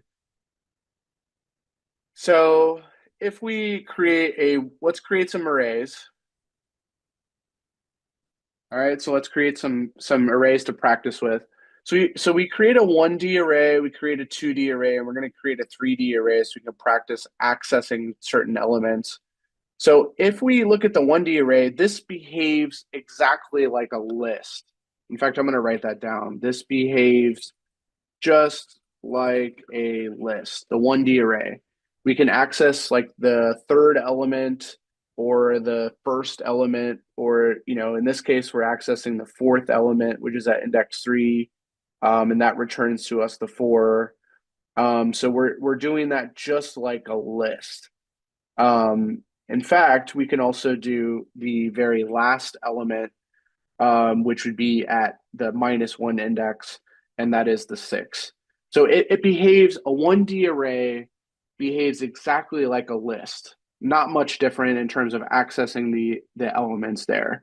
We don't need to worry about coordinates because there's no rows and columns. It's just a it's basically like a list, right? Very easy to access things. Okay. So, and for instance, we can add two elements from these positions together. This adds the position 1 and position 0 elements together, and so that ends up being 3. And we can see that because that is 2 plus 1, which is 3. So pretty easy to do. All right. So here is that exact, here's another picture of everything we just drew earlier, where we're thinking of the elements at these positions as coordinates, right? So the element right here in the first row, first column is at coordinate 0, 0. And then the element right here is at coordinate 0, 1, 0, 2.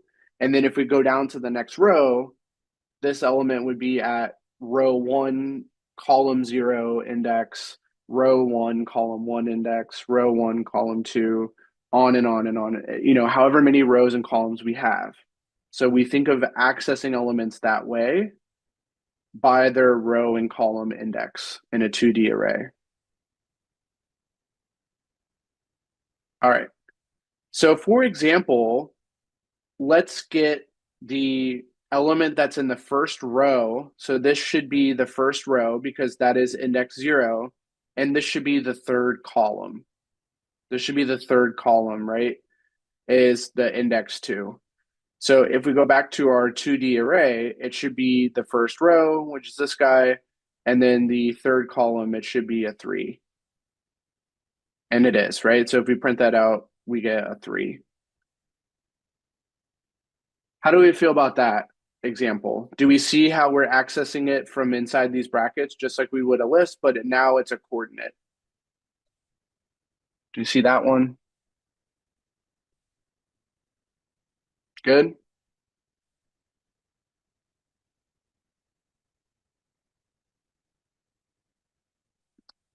Okay. And we also have, now we can grab something from the second row and from the second row, and this, because this is now 1 and this is now the second column. So if we go back to our array, second row, second column should be this guy here, right? Second row is this guy, second column is this guy, so this should be the 5. Which it is. We print that out, we get the 5. Okay, that's what that coordinate represents. Second row, second column. All right.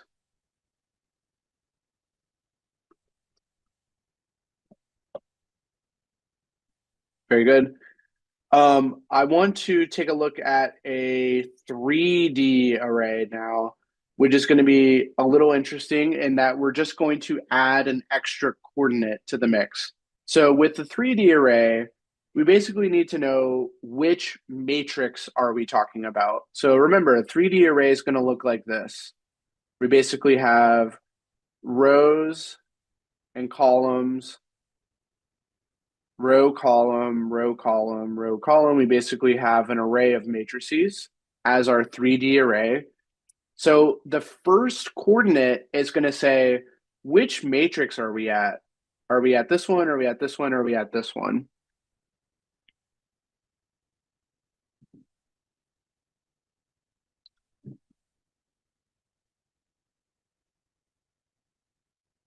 Roberto, I'm just having a little trouble with the comments. If we already know the value we're looking for, then why do we need to use the coordinates? Yeah, so it's because we need to get familiar with how to access different elements of our data. For instance, like maybe we need to access only that last row, or maybe only that last column in a collection of data, which we're going to see. We're going to practice slicing coming up in a minute. So yeah, we're going to need to be able to access entire collections of data within within a matrix. So it's going to be important. It's going to be important to be able to grab that collection of data from a large data set.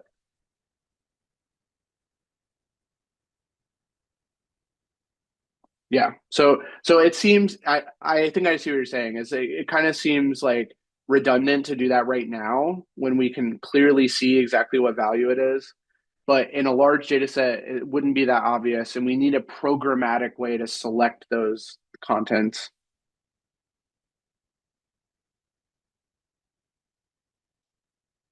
Okay. All right. So in the 3D example, what I wanted us to see though is that um, notice that like the first coordinate is going to say, are we talking about this matrix or are we talking about this matrix? So we're actually going to have 3 coordinates. So this first coordinate is relating to which matrix are we talking about. And then once we know what this is, like this 0 would say, okay, we're talking about this first matrix. Then it's the same as usual with these two coordinates here are now what row and column within that matrix are we talking about? Okay, so with 3D, that first coordinate is which matrix is it? Is it the first, the second, the third, the fourth? Because remember, in a 3D array, every element is a matrix. Every element is a 2D array. So the first coordinate is saying, which matrix are we talking about? All right. And then once we know which matrix it is, we can use the next 2 coordinates to figure out what row and column of that matrix are we talking about. So let's see an example. So look at how this 3D has 3 elements. So if we break this down, this is saying that we want to access within the second matrix. That's what this first coordinate is saying.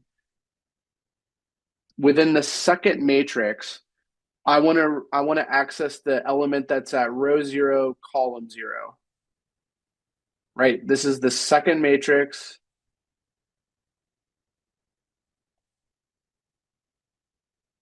second matrix. So in the setup, it's like we have a matrix here, we have a matrix here, we have a matrix. Actually, we only have two in our example. So this element means we want to look at that second matrix. And we want to grab the element that's at coordinate 0, comma 0. So let's go back to our matrix and see what that should be. So what is the second matrix? It's this guy. This is the second matrix that is within our array.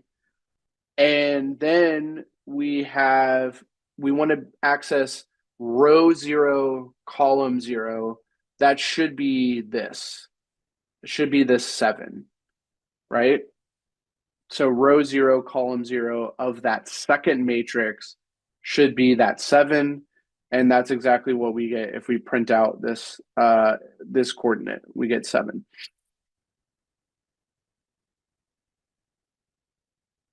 Matrix refers to row? Kind of, yeah. It's because in a 3D array, every element is a matrix. Is a 2D matrix, right?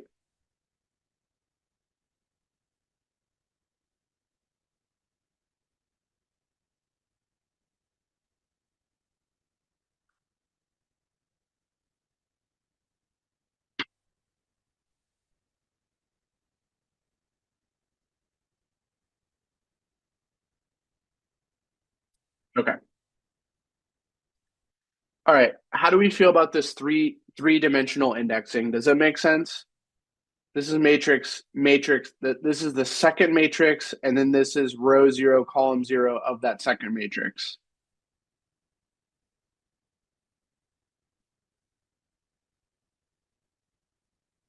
Good?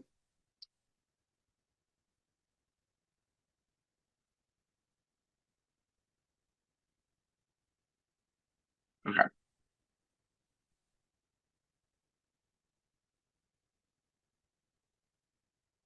All right. Finally, I want to mention that we could do negative indexing for all of this, right? So that still applies. Like if we did -3, that would be, third from the last. So if we go back to our 1D array, we could do -1, we could do -3. So -1, -2, -3 should be the 4 here. So we can still use our negative indexing as we would with any list. So that does not change. We could still use minus indexing.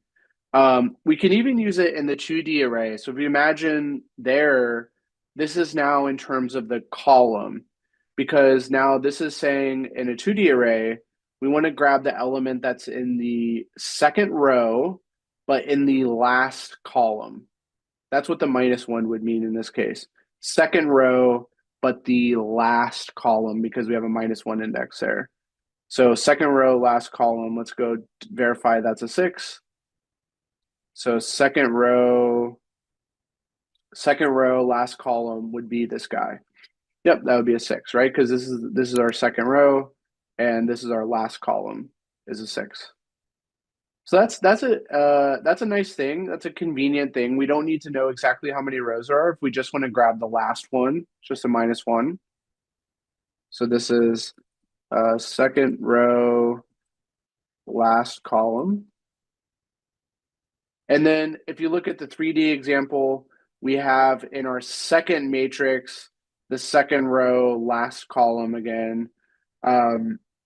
So we can grab that. So that should be second matrix, but then the second row and last column. So second matrix would be this guy. Second row is here, and then last column would be the 12. Right, so there it is. There's that coordinate. Gets us to the 12. All right. Okay. Any questions on accessing elements? Any other questions about this stuff?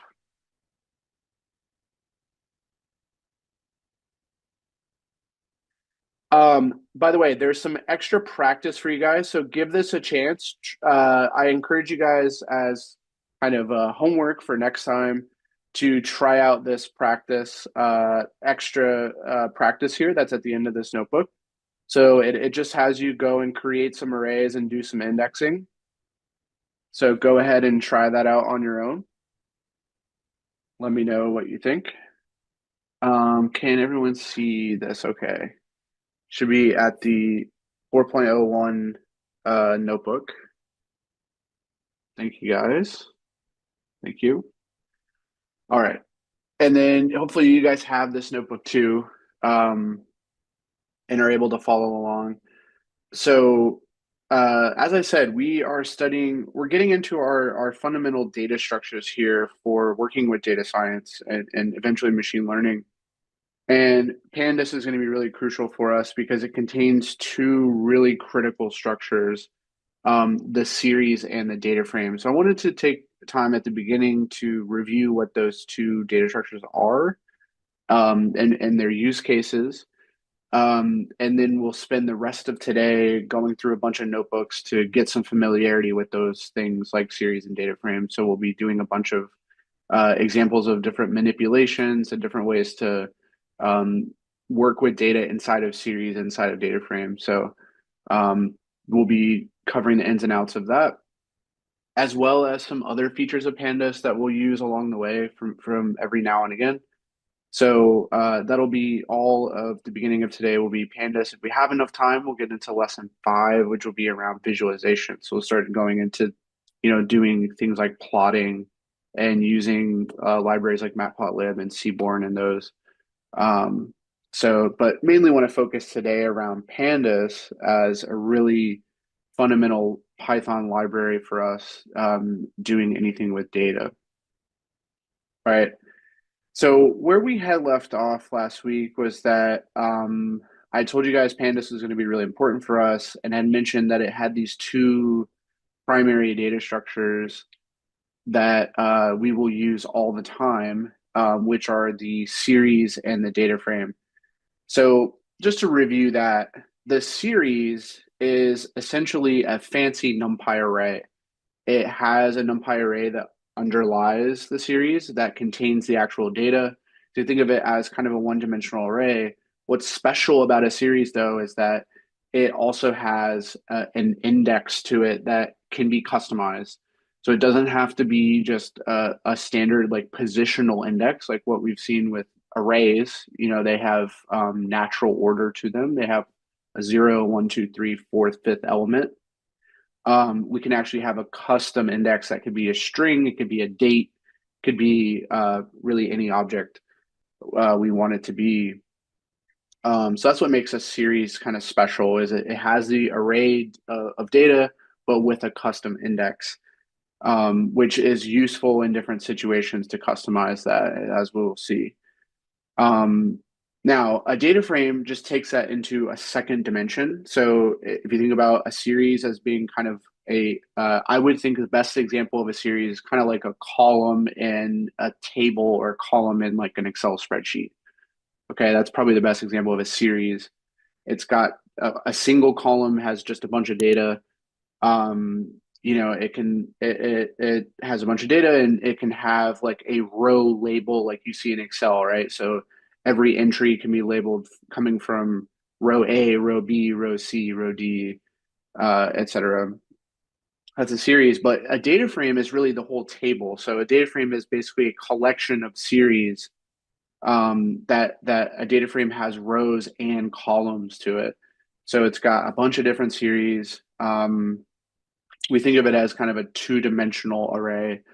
Data frame is going to be incredibly useful for us because nearly all the data we work with that has structure to it, especially in machine learning, will be in the form of a data frame. We'll put it into a data frame, we'll manipulate it as a data frame because it will have rows and columns to it. Those columns will represent different attributes of the data. So think of an Excel spreadsheet as that example, right? You have different columns that represent different things.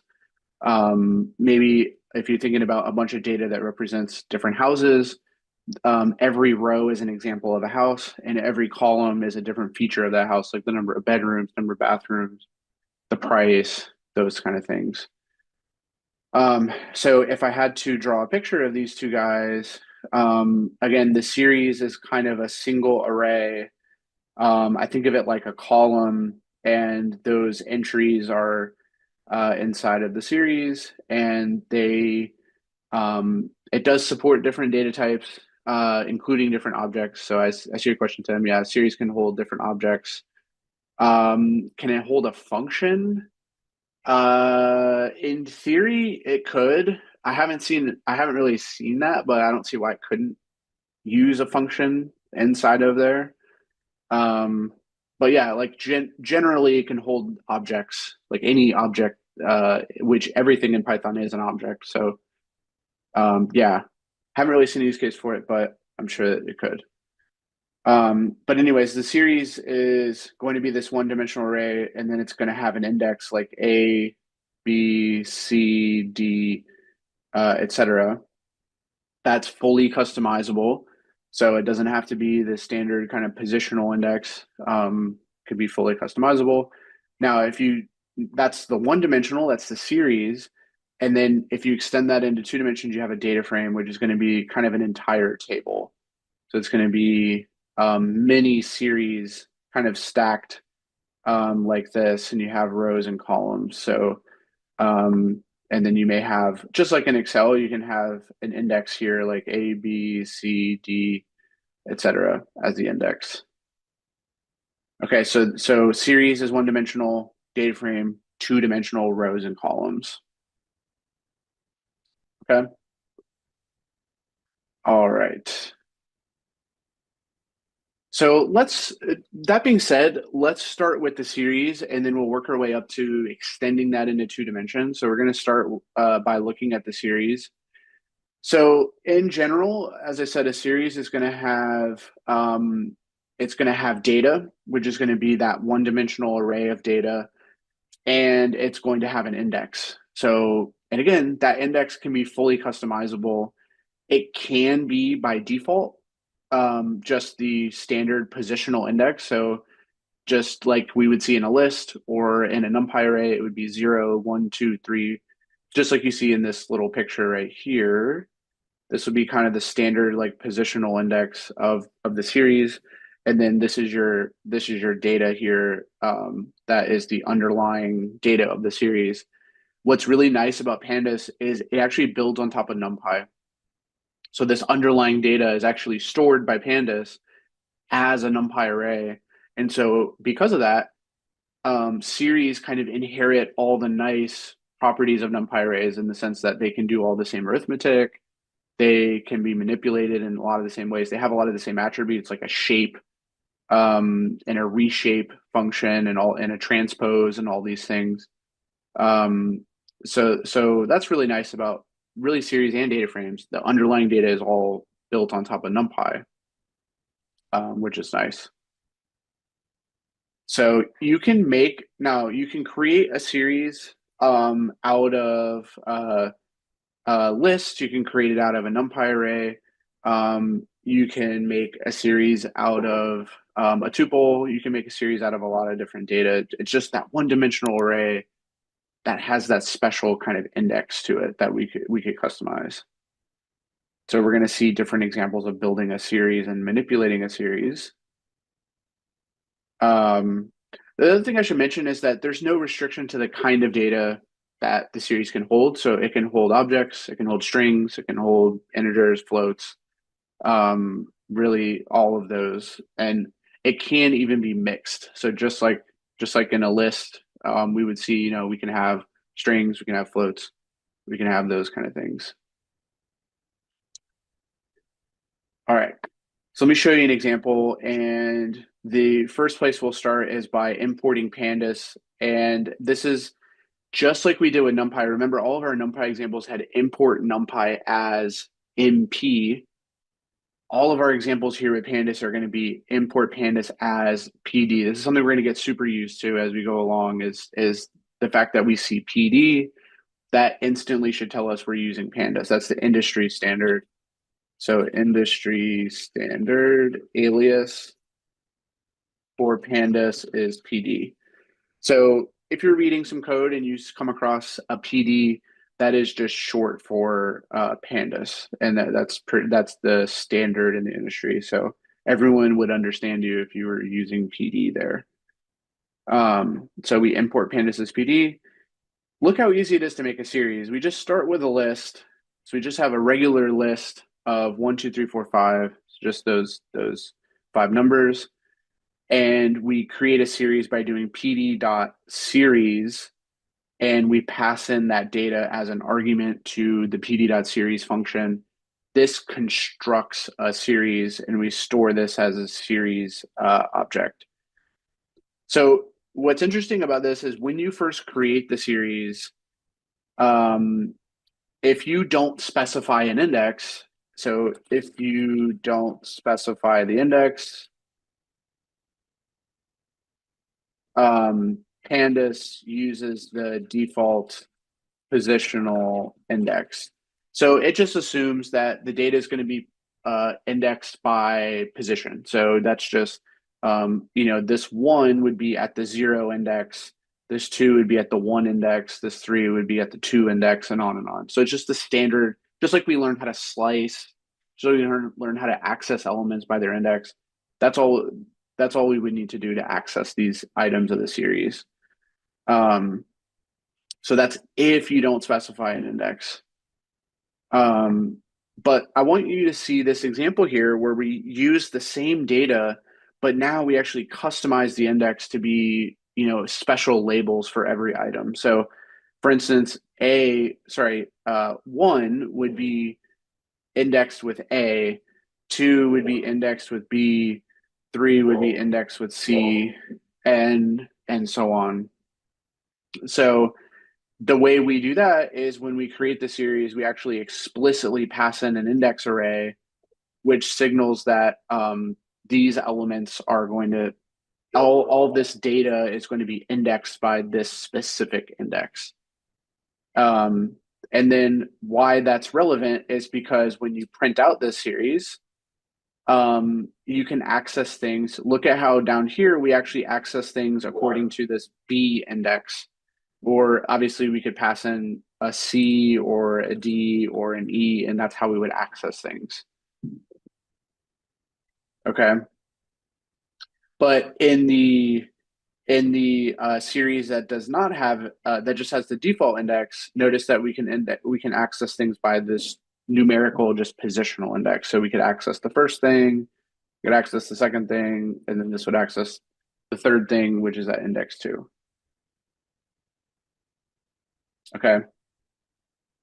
So, and by the way, you can combine these. So you might be wondering, well, we have some data and we have an index. Why don't we just map those two together? And we can. So if we use a dictionary, we can actually combine those two together and say, okay, A should map to 1, B should map to 2, C should map to 3, D should map to 4, and E should map to 5. And we can create a series from this dictionary. You can actually build a series from a dictionary, and what this will do is it will treat all the keys as the index values, and it will treat all the things that they map to, the values, right, will be the data. That'll just be the data, right? All of these 1, 2, 3, 4, 5 will be the data, and this E, D, C, B, A will be the index. Okay, so when you do this, when you use a dictionary, keys become the index, and values become the data. Does that make sense when we're creating a series? Any questions on that? We can use a dictionary. We can just use a regular list. You can also use a NumPy array. It doesn't have to be a list. You can use a regular NumPy array to create a series. So all the code here is just creating a series. Nothing that interesting going on so far, just creating a series. And I want you to see, if we were to print out, I'm going to add this in here, just one little cell below this. I'm going to print out the series so you can see it. Let's print the series.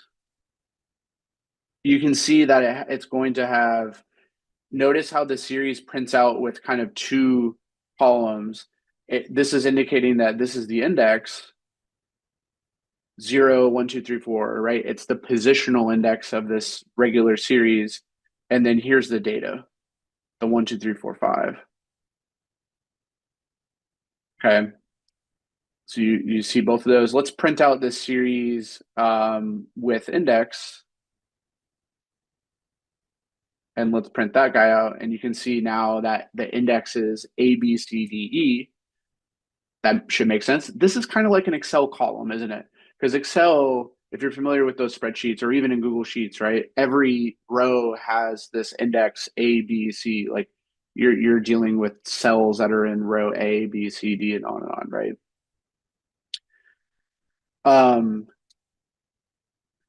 Let's take a look at a series with dictionary. This should be series from dictionary. And we get the same thing, the A, B, C, D, E, 1, 2, 3, 4, 5. What is the difference between dictionary and series? Well, a series is a different object. A series is a pandas object, and therefore it has certain functions available to it, like finding an average, plotting, finding a mean, or sorry, finding a median. Like it has a lot of built-in functionality as a series that you don't get as a plain dictionary. Does that make sense? Like you get a lot of, we're going to see this in pandas, you get a lot of functionality if you're a series. You get a bunch of statistical functions that can be easily ran. You get, um, you can do a bunch of summarization on that data. You can do plotting against that data relatively quickly as a series versus as a plain dictionary. It would be object. Try it out. So try it out. If we did, so let's say we did a string inside of here. So let's make that 3 a string. So we have integers and strings. Let's now print this out. They basically, do you see how they're all objects, which means that Pandas would actually convert everything to a string. Once it sees one string, it's going to treat all of these as a string. So if you see a data type as object, that likely means everything is a string, because string is technically an object.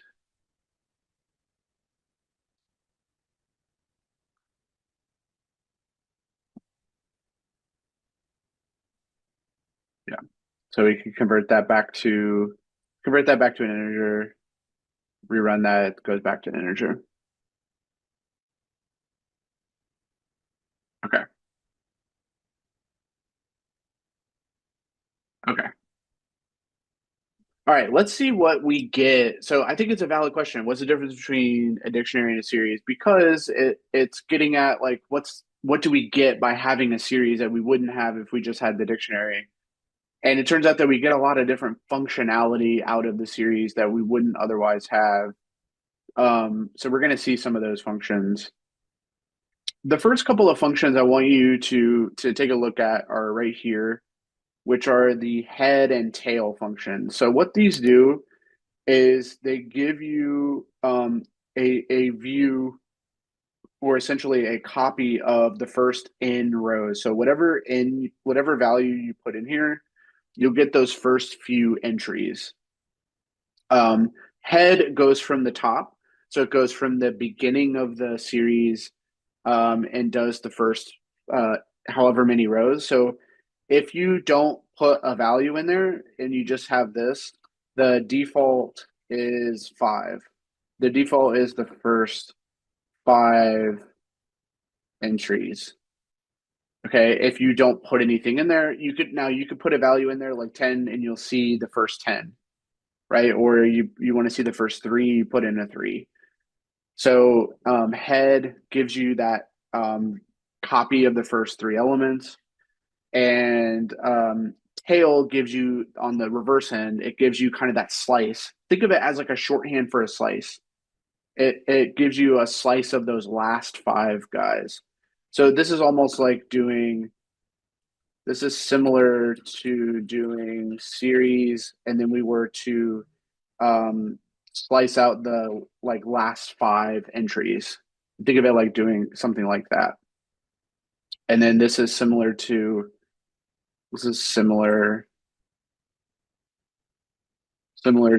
series, and then we do the first five like that.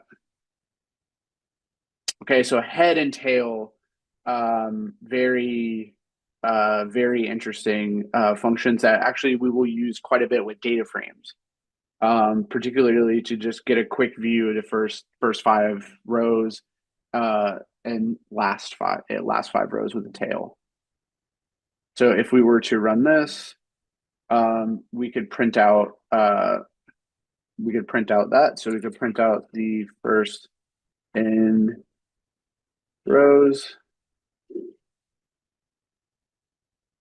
and we get the first five entries, right? We could actually do the first two, and that would just give us the top two, right? From the top. Now we could print out the last two, let's say. So print last n rows, and this does the last two, right? All right, so head and tail, pretty straightforward. They give you the first, either from the beginning, first two, or from the end, the last two.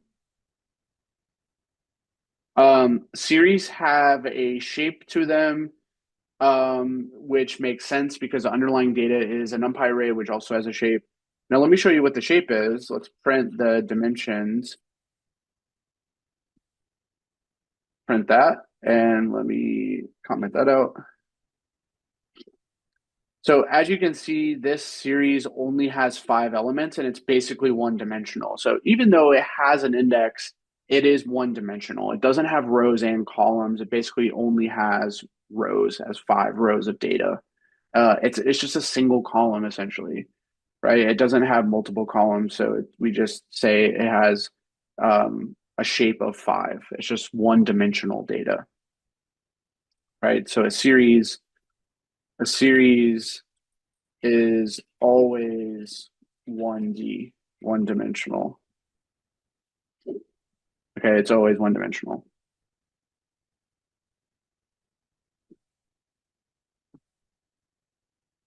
All right. Now let me show you a really awesome function called describe. Now this is a cool function to give you a bunch of the statistics, basically give you a summary, a descriptive summary of your data. So when you have, this is the advantage to having your data in a series, is you can easily run a describe function and see how it's series.describe. What this is going to do is give us a quick descriptive statistical summary of our data. So it's going to print out the mean, max, min, median, and then like various percentiles of the data. So it's going to give us that quick view of all those statistics, which is really nice. So let's see that. So if we print out the stats, we can see everything that gets produced. So you can see here we get this summary. This is our descriptive summary. We get a count of how many values are in the series. We know that there's only 5 because we created it with only 5. That makes sense. The average is 3. That also makes sense. Just the numbers 1 through 5. So the average is 3. The standard deviation is 1.58. The minimum is 1. 25th percentile is a 2. The median, which is the 50th percentile, is 3. That makes sense. The 75th percentile is 4, also makes sense. And the maximum is 5. That makes sense, right? It's just 1, 2, 3, 4, 5 is our data. But that's extremely useful, right? To get that quick, you just run one function, you get all this summary of the various stats of that data. Is pretty useful. And it's actually going to be incredibly useful to do when we have data frames. The describe is going to be something we'll use quite a bit on an entire collection of series in the data frame. Any questions on the describe? Does that make sense what it's doing? It's taking our series data and just doing a bunch of statistics on it. So we get things like the max, the min, the average, the median, all of those get produced on that series of data. Pretty convenient. Can we get the median alone? Yeah, we can do, remember how we had the np.median function? We can do that. So if you just wanted the median, you could do, there's two ways to do it. You could do series.median like that, or you can do np.median and pass in the series. You could do it either way. If you just want the median, you want to compute the median. Right? So we can't forget that. The underlying data is a NumPy array, so this function is compatible with the series.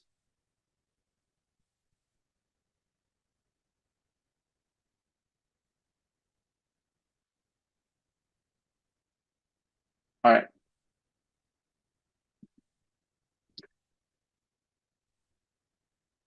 Okay.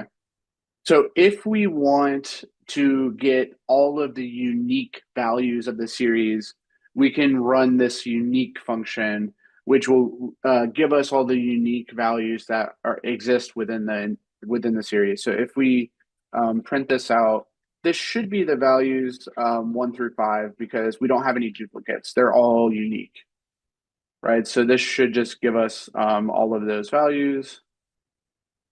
Clear that out. And it does, right? So 1, 2, 3, 4, 5. This basically gives us a list or an array essentially of all of the unique values if we run the unique function on the series.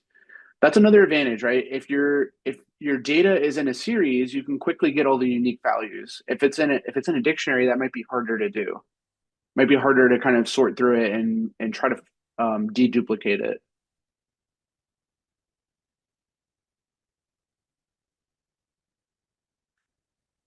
So unique. We can also get the number of unique. So if we just stick an N right in front of that unique, N unique gives us a count. So this should be 5. This should tell us how many unique values there are. We should be able to print this out and see that there are 5 total unique values, right? Just the numbers 1, 2, 3, 4, 5. Pretty straightforward. Any questions on those functions? We're going to use these more and more. I would say head and tail we're going to use quite a bit, especially with data frames. And what's nice is these functions on a series actually carry over to data frames one-to-one. So the head function, the tail function, the shape, describe, unique, and unique, these will all carry over to data frames pretty easily. So data frames are going to be those multi-dimensional, two-dimensional data structure that we will extend our knowledge into after we cover series. Any questions on these functions?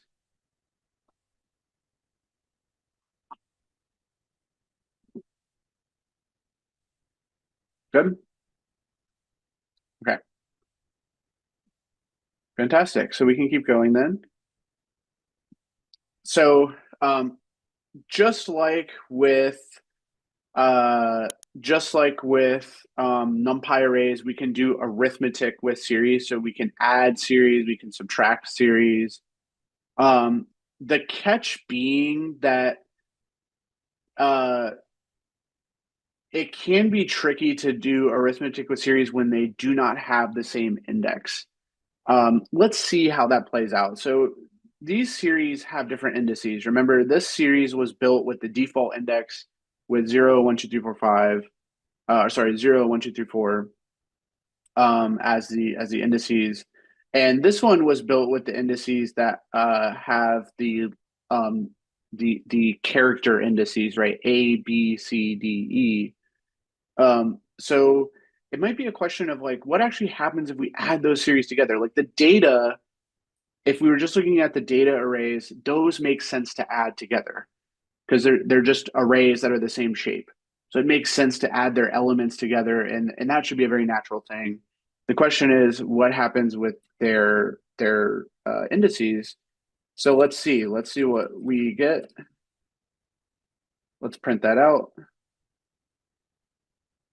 So it turns out that Pandas doesn't know what to do with that because they don't have the same indices. So this is just a warning that you can add together series that have the same indices, no problem, and the resulting data is just going to have that same index as the first two.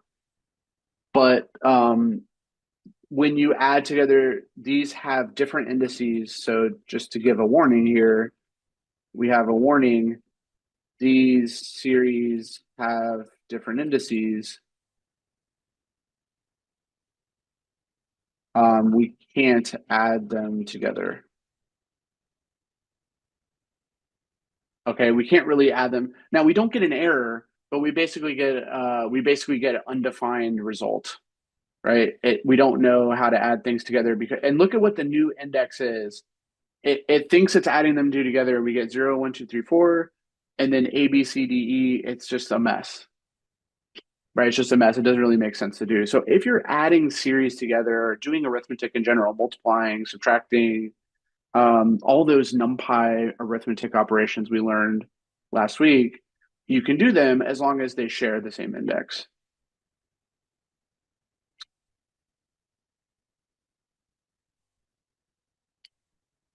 Yes, the order matters. Yeah, for sure. The index order matters because that dictates the position of elements, right? The relative position of elements is determined by the index.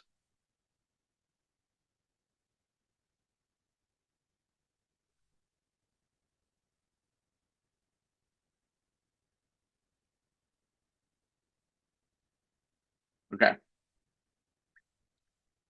Now I want to show you something really cool as well, which is the ability to basically apply a function to every element of the series. So if we have a series, we can manipulate every element of it at once by using a special function called apply. So apply does exactly what it sounds like. It applies a function to every single element. So the input to apply is going to be a function. So this is where the input, or I should say the argument to the apply function is a function. And we have a special function here that we have not seen before called a lambda function. So we haven't seen this before. What this is, this notation here actually is declaring a function. Lambda declares a function without having to use def. So it's a shorthand in Python to define a function on one line of code. And what it means is this is defining a function very similar to def, and it's saying we have a function that has one argument, and we take that argument and square it. So that's a function. It's saying take whatever argument is input to this function and square it. So what that means is on this series, we're going to take every element because those are the arguments to this apply, and we're going to square them. So that's what this means. So this has the effect of squaring each element because it's star star 2, remember, is the second power. So this will square each element. That's what apply means, is apply some function to every single element. And this is we're defining a function here to say, take every argument and square it. That's what that function is. Now, do we have to do it that way? No. The alternative to doing this is if we quickly came up here and said, let's define a function called square, where we take any x and we return x star star 2. That's a function really easily, right? That's a function that squares the arguments. And so instead of doing this, we could alternatively do the same exact thing, but instead of passing in this lambda, we could pass in our square function there. Okay, which says we should be taking the elements of x and the elements of the array, sorry, the series, and we should be squaring them. This is the same thing This is the same as above. It's the same thing as doing this. Lambda is just a shorthand for defining, just doing def and returning this argument. This is your argument to the def, and this is what you're doing to that argument. You're squaring it. Does that make sense on the lambda? That this is equivalent to, this is exactly equivalent to this lambda. Exactly equivalent to that lambda is just a shorthand for this function.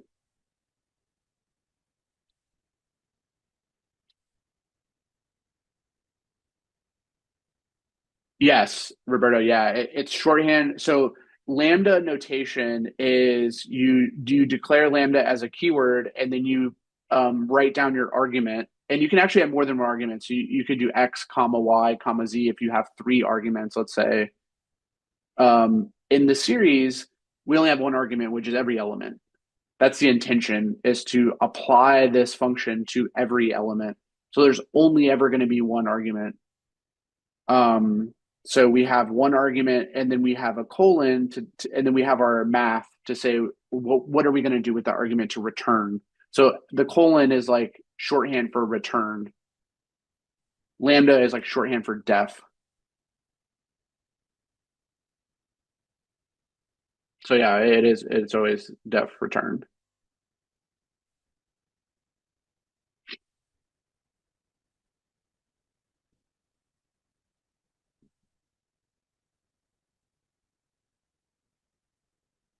Okay. And we always, so the other thing I don't want to the other thing I don't want to get away from either is this notion of apply. This is a really powerful idea. This is a nice shorthand to say, I want to take every single element of this series, and there could be millions of them.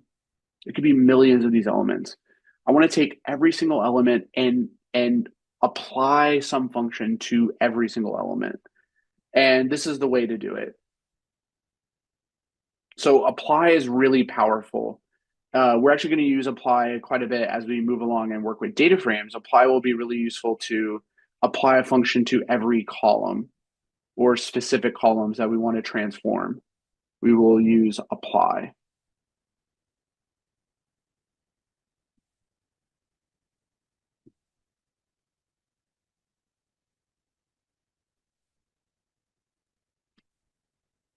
Any questions about apply or the input to apply? And remember, the input to apply is a function. Whether you define the function like this, traditionally like a function, or you use a shorthand lambda, either way, those are functions.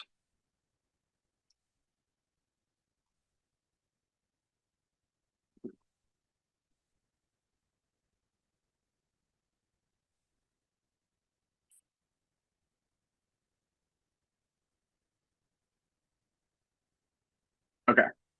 Let's make sure this works. Let's print out. So let's print out the squared series. Let's do both. Let's do the lambda version first. Let's uncomment that. Do I don't the see the version in your contacts. Who do you want? let's do this.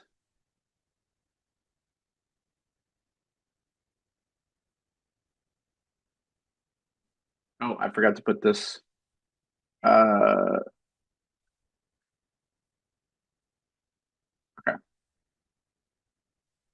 So see how this, let me comment this out so we don't try to print that out again.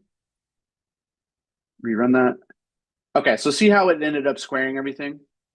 So there we took the apply and gave it the lambda function and ended up squaring every element all at once.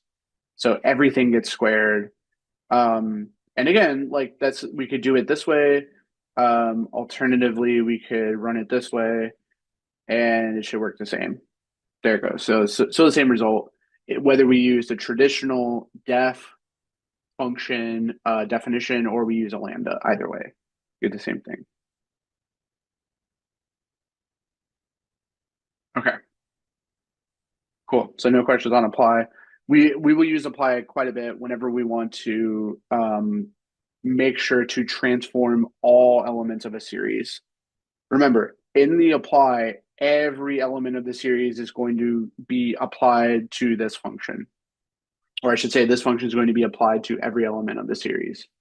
So apply will transform everything in that series according to this function. Now, the kind of the more targeted way to replace values is the series.map. So this is a little less, this is basically more targeted than apply. More targeted than apply. It's a replacement of values within the series. So essentially what we're doing here is we're going to take our series and replace this data with this data here. Replace this 2 that's in our series with this data here, and replace this with this data here. And so you can choose which data values you're replacing in the map. You don't get to choose that with apply. Apply is going to apply that transformation to everything in the series. All of it's going to be mapped with this function, whereas map is going to do a specific replacement. So map can be useful like if you only want to transform certain data values. So if you want to find out where there's a 0 or a 1 or a 2 and replace those with certain values, you can do this. This kind of does like a find and replace. You think about it like that, find and replace. So let's see what the result of this is if we print the mapped series. So you can see that 1, 2, and 3 get replaced, but we actually don't have any replacement for 3 and 4. So those get mapped to NaN because we don't have a specific replacement for them. And their original data was integers. So we now have strings and we had those integers. We don't know how to replace those. So those get overwritten with NaN. So the thing you have to be careful with a map is you want to make sure you basically cover all the cases that you have within your series. So if you have, 1, 2, 3, we know that the other data members are 4 and a 5. We should probably pick some candidates to replace those with. So if we have 4, we want to map that to 4 probably. And we had a 5, we want to map that to 5. So again, this is a more specific find and replace. So now all of that data has been replaced and we actually have those replacements that we can now make. Okay, so map will map these data members to this value. And that will happen for every copy of this. So if we had a bunch of 1s, they all would be replaced with 1. Every instance of 1 would be replaced with 1. Not just like the first one, but every instance.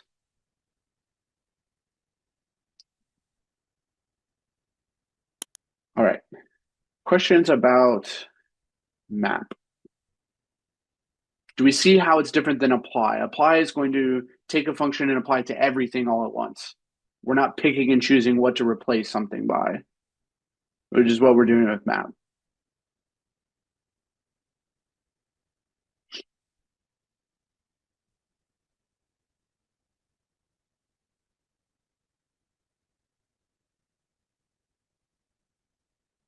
All right, very good. A couple more examples. So beyond applying transformations or replacing certain values with something, we can also do things like sorting. So this should make sense to us that we can sort. So by the way, the default sorting is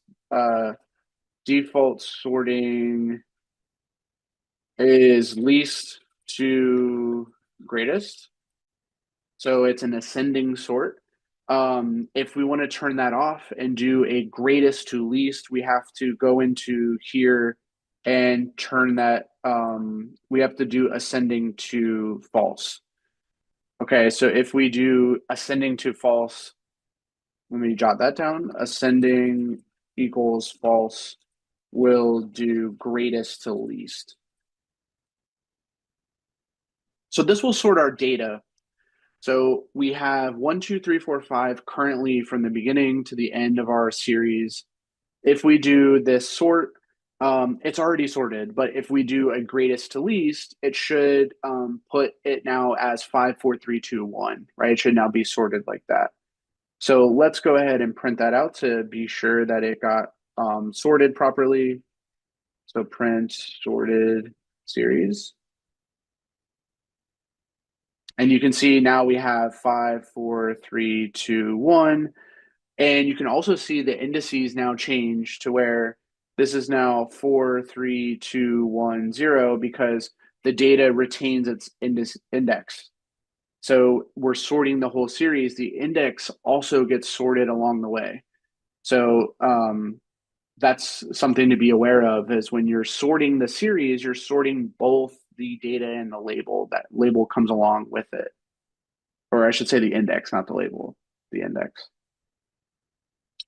So if we were to keep this as true, which is the default behavior, it would just be how we had it. It was already sorted, right? 1, 2, 3, 4, 5.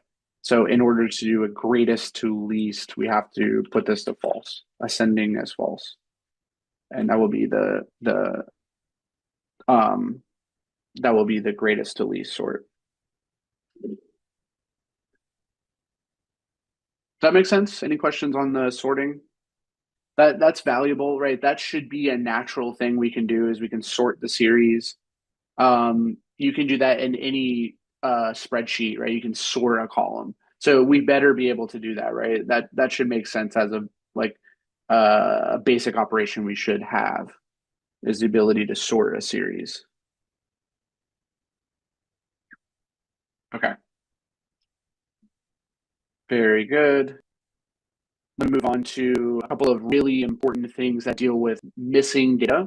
So we have a simple function here to check and see if there's any missing values, which is series.isNull.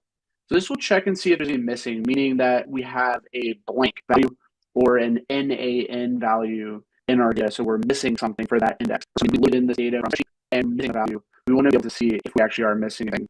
So let's get the returns. So you can see what this does. This goes through and checks every entry and sees if any of them are true or false. If it's true, so this will return true for missing entries. So if there was a true here, that means that slot in the series has a missing value. And then it was blank, so it has an N. It doesn't have a value there. It's null. So this will give us a check for every entry. And more importantly than that is maybe we want to know the total of them. So let me show you an additional example is we can see the number of missing values, which is if we just tack on a sum, we just tack on something. So we take this and total that up as an aggregation. We can get how many missing values there are. So this should be 0. There is no missing data in our sample series, right? It's just 1, 2, 3, 5. No missing numbers here. So we get confirm that this should be 0. So you see here we get 0 as the number of values. Period. There is no so both these are valuable. This is valuable to see which slots are missing. And we could have a place to see how many are missing. Can you insert a null? Yeah, you can overwrite. So we can write value to be null by doing something like a series 0 equals none. That would overwrite the first entry to be a null value. None. This would overwrite the first entry to be null. Yeah, none. The Python equivalent is none. Yeah. If we do that, look how many are missing now. After we do that, look how many we get missing now. We get 1. So we'll write that first item. Now when we do this, we have to get 1. That should make some sense, right?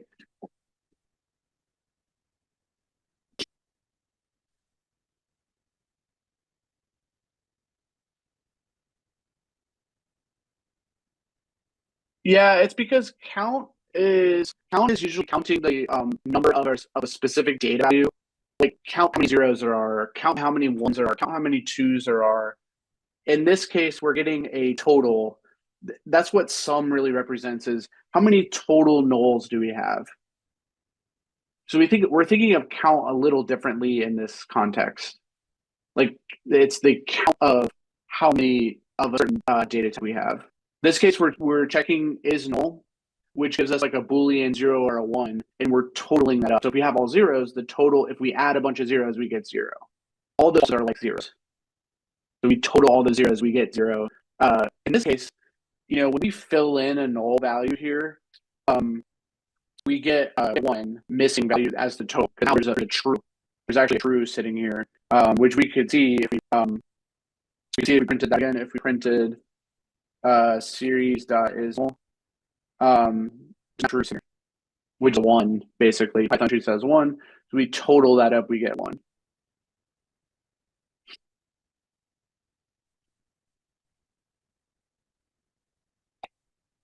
All right. So you may be asking, well, if you have no value, luckily there is a nice function to replace no values with the default value, and that is the function fill in a. So if we're missing a null, if we're missing something, we can go ahead and just fill it with a specified value. So in this situation, we have a null here. Let's fill it with a 1.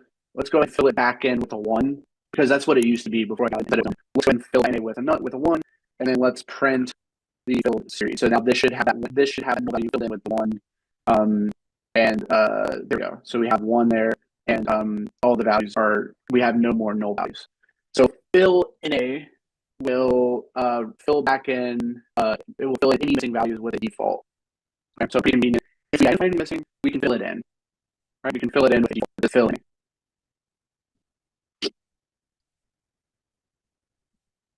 On this.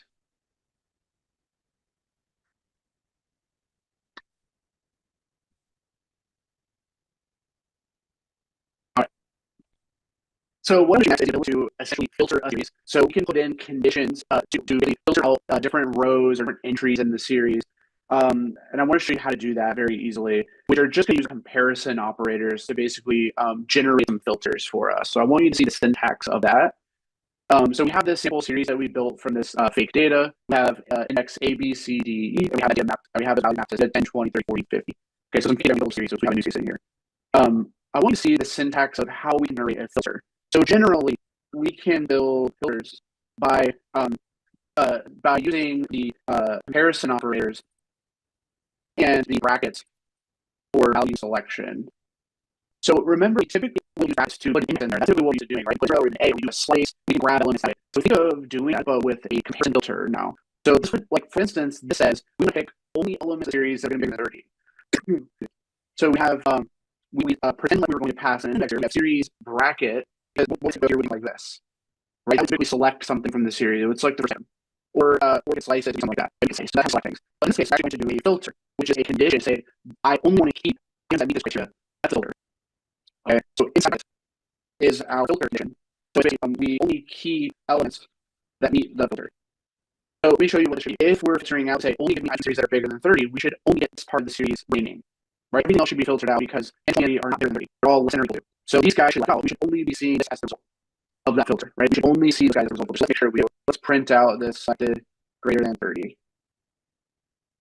So here it is, right? We only it already did it for us. So it shows us the selection results in only those two parts of the series remaining. So that was an effective filter, right? To only give us items that are greater than 30. So that and so all we have to do is if we do filters, we just have to do other kinds of comparison operators. For instance, let's pick all the items of our series exactly equal to 20. See this, we have really only this guy exactly equals 20. Right? So when we do this filter, this should ignore everything else and only give us this item out of the series. So it's going to go down quite a bit, only this element. And we see that. So here, the part that gets printed out is only that part of the series, the index B and 20, data 20. Right, so that's that filter. Not equal to 40. Which items of our series are not equal to 40? That's what this filter really is asking. So go to data and look at it. We have 40 here. Which parts of the series are not equal to 40? We'll take everything else. Right? This is not equal to 40. This certainly is this as well. It should be everything but 40 should be put out. Return back to us. We feel that what is not equal to 40, we get everything else in the series, 10, 20, 30, 50. So that was an effective filter, exactly what we were looking for.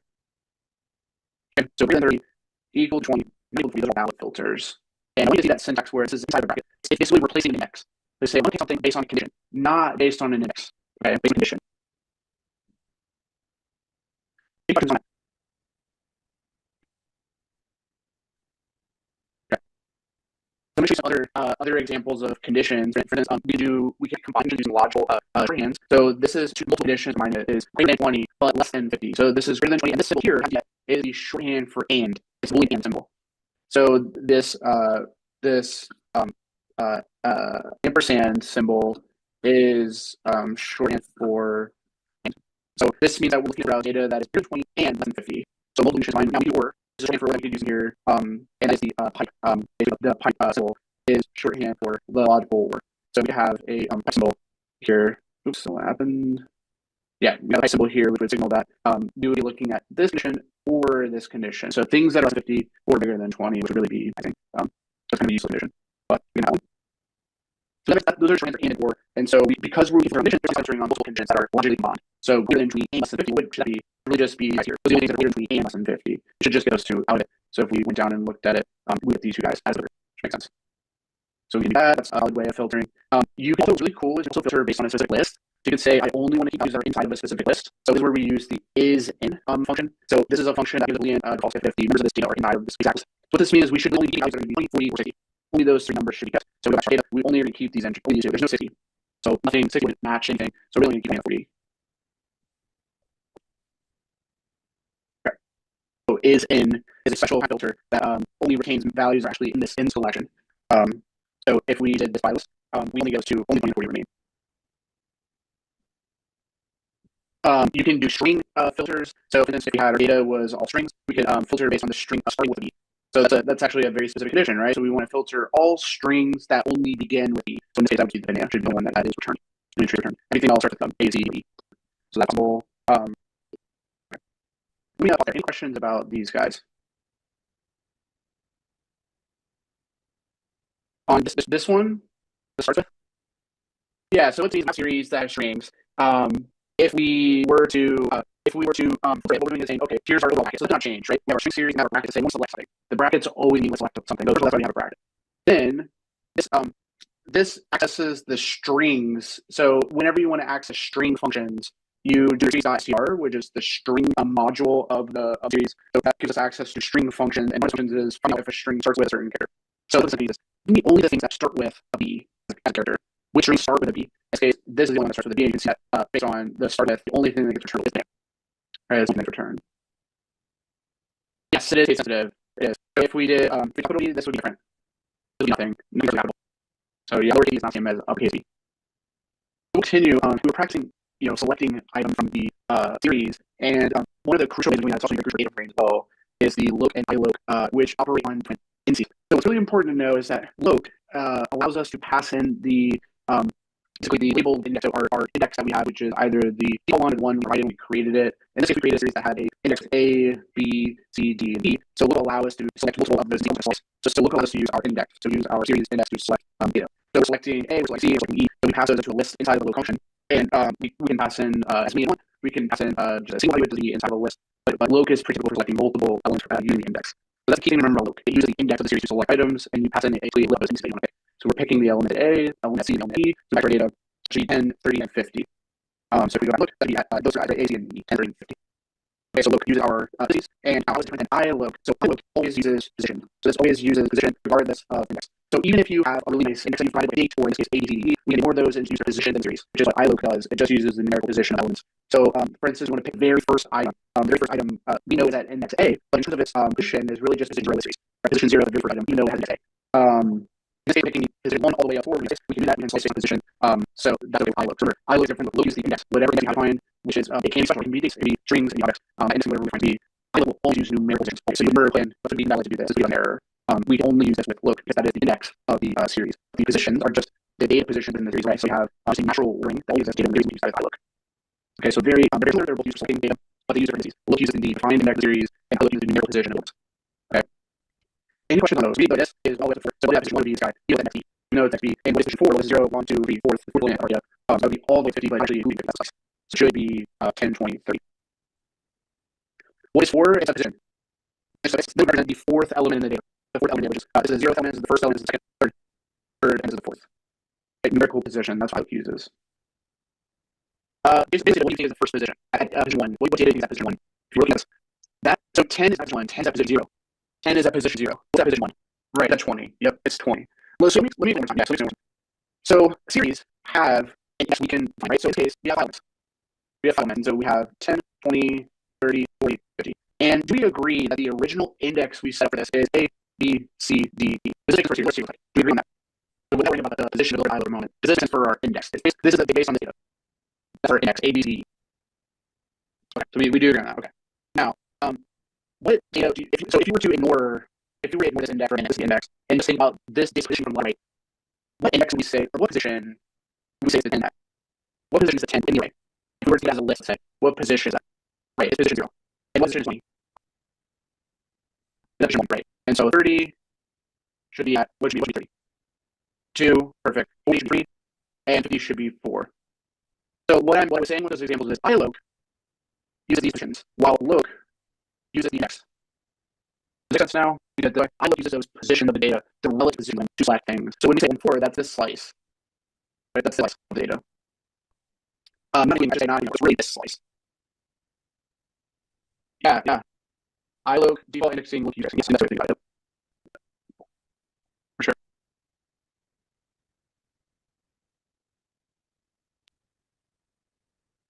Good, so simply have to go there.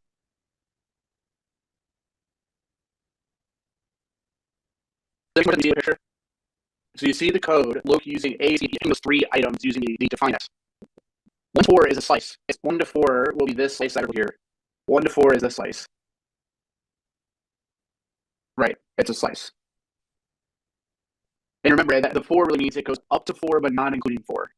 So it's the slice 1, 2, 3.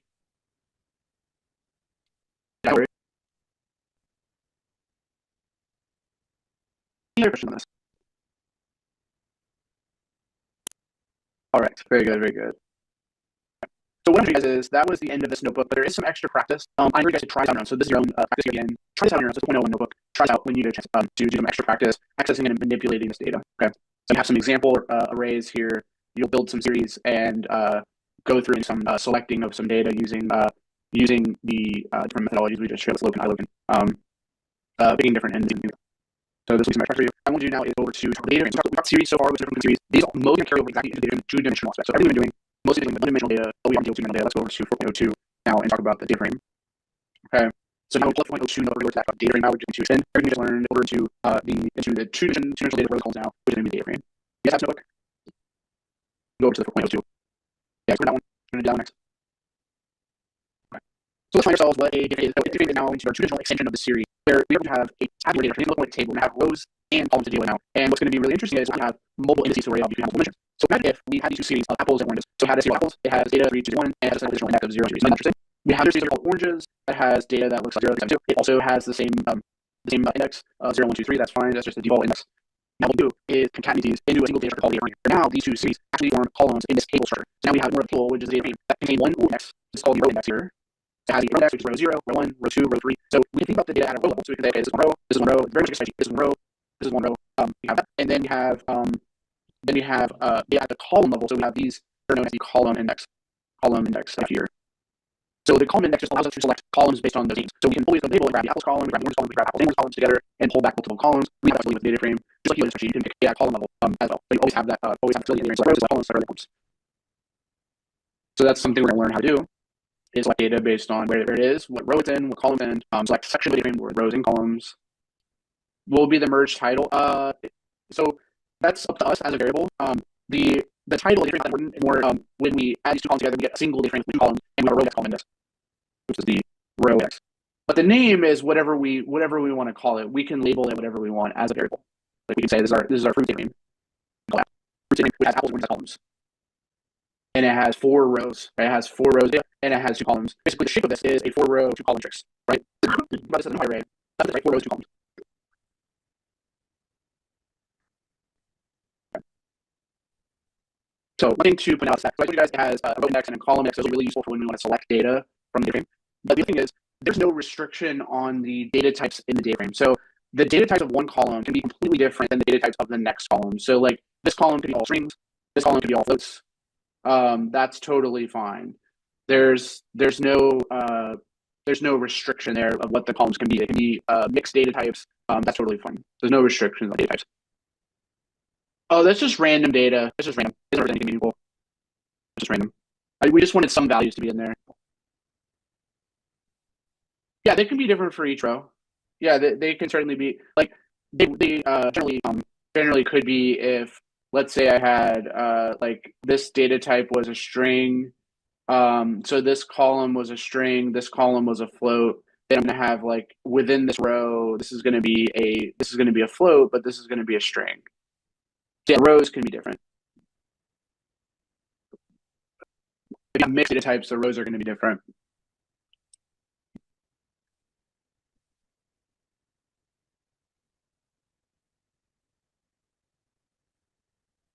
Yeah, we're gonna have lots of yeah, they're coming up. This is just to get us introduced to the data frame. Yeah, we're definitely gonna have new forms coming up. We're gonna look. So most meaningful thing is most spreadsheets can be loaded into a data frame structure. So if you take any like CSV or Excel sheet, they can be loaded into a data frame, and then we can do all of our analysis on that data frame. That's typically what we're going to do with the data that is inside of a comma separated value file, a CSV file. We'll load that into a data frame. We're gonna come back to that. Okay. All right, so before we get to those examples, let's talk about how we create some example data frames using our code. So here we are going to import Pandas SVD, and one of the most common ways of creating a data frame is from a dictionary. That's one of the most common ways of creating a data frame is from a dictionary. Now, why from a dictionary? It's because these keys in the dictionary are actually going to be our column names. These are going to be our columns. The keys are going to be our columns, and then the data within those columns are going to be inside of the list. Okay, inside of each of these lists.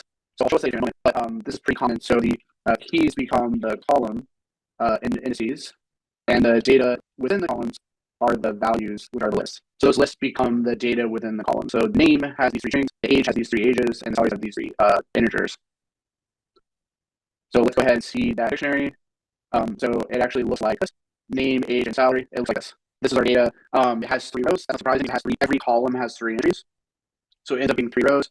And here's the name column has Alice, Bob, and Charlie. The age column has those ages that were in that list, and salary column has those three there. So using a dictionary is one way of building a data frame. It's a very common way. So we can do that. The other way to use type lists. So basically where you define every row. So creating a data frame list is possible where we have a list for each row. So we have the first row, we have the second row, we have the third row, and we actually manually specify what column names should be. So this is all the row level data, and this is the column name. We can actually build the name off of that using pd.dataframe. We pass in our row data, and we say here's what our column should be labeled. Here's the column indices. So these are the column indices. We say here's what our column should be. Here's our row data, and that builds the same data frame. Builds the same exact data frame as we had before, just doing it not in a dictionary, but in a list of lists essentially. Right? All of our rows are utilized here as like this. I agree. Yeah, dictionary is probably the cleanest way to build a data frame. I would agree. Probably the cleanest way. But this does build the same exact data frame. All right, same thing we can do right now. This is the 2D array of our rows, right? So here's the first row, here's that row, here's the row, and we can give it our column keys as well. So again, NumPy array data is our rows of the data frame. So data from the rows, we're going to build a data frame. So it should be the exact frame that we have before, just using NumPy arrays to build it. Okay.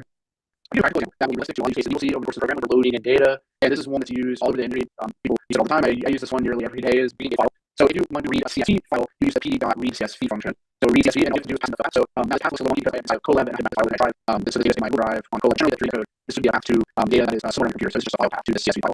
Okay. And you guys should have this data. If you go into your institution list, you guys have access to the data sets. It should be in your reference materials. It should be in this data sets here.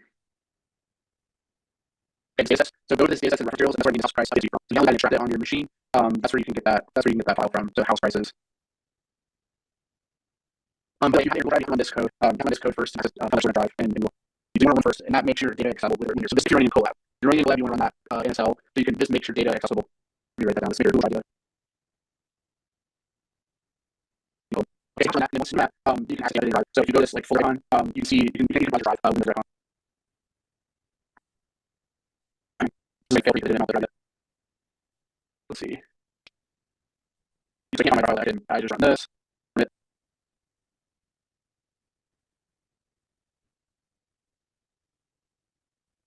There is only a folder you have. It's just the file explorer on the left. It's just the file explorer on the left, but only you have only in the folder you have open. So what I would recommend if you're working in VS Code is to I would recommend to put that data set in the same folder as where your notebook is, so it can discover that file easily. For instance, like put that data set file. So there's two files in this notebook that you're going to want access to, which is the house prices and the iris Excel. So those in simulation as this notebook, and it should work. So let me actually click on here. So you should be doing p.read CSV, and then it should be file path to CSV, wherever that is. So I think the easiest thing to do is put it at the same location where the notebook is saved. Because if it's in place, that should just be DIKW, then it should be price.csv. Should just be that. Loads all the data in memory. Yep. That's right. I don't have it on that. Yeah, this is for Google. This is for Collab. This is for Collab. You need this. Access data on your Google Drive. And the files are the house prices city and Excel datasets. You have house prices CSV and Iris Excel sheet. You can build a data frame from here. Now you load it in. It's actually quite a file as a file rows. So it's not going to show you all of that data. But we're going to have some functions we can do that can easily customize this stuff, which will be nice. Okay, so we'll have that coming up shortly. But there are 5,000 rows. 4,600 rows. So it's decently there, 46 rows. And the Iris data also has 460 rows and 18 columns. 4,600 rows. I'm sorry. Are you guys able to run this? Were you able to read the CSV using Pandas? Were you able to run this?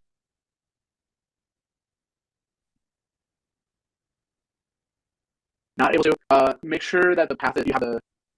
Oh, that's fine. The output's getting truncated. That's fine. That's expected. It's not going to show you all 4,600 rows. That's expected. Yes.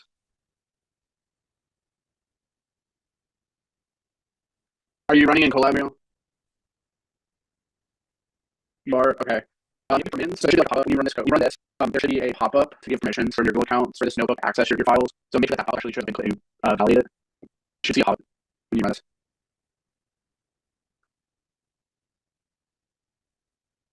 Yep.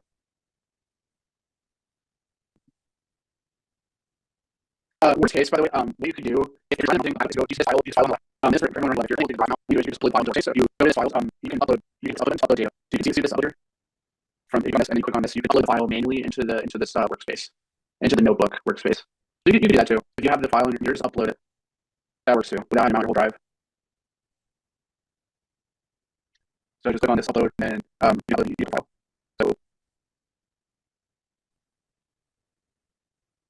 So I just uploaded health CSV, so now I have it. A double section. And then good.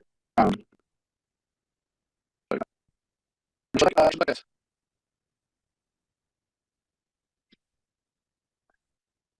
You don't have to do Google Drive. You can do it this way too. You see the way I showed, where you can upload it into the session, into the notebook session. You can do that. You can keep the file on your local and then just upload it to your notebook using this files upload.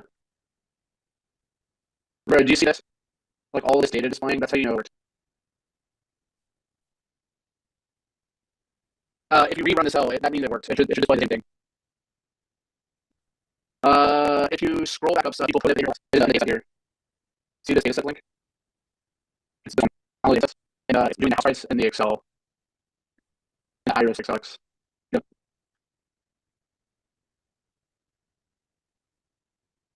Okay. So runs. And you should see that has a bunch of the. So this is printing out the content of the CSV. That's right, everybody. Yep. Okay.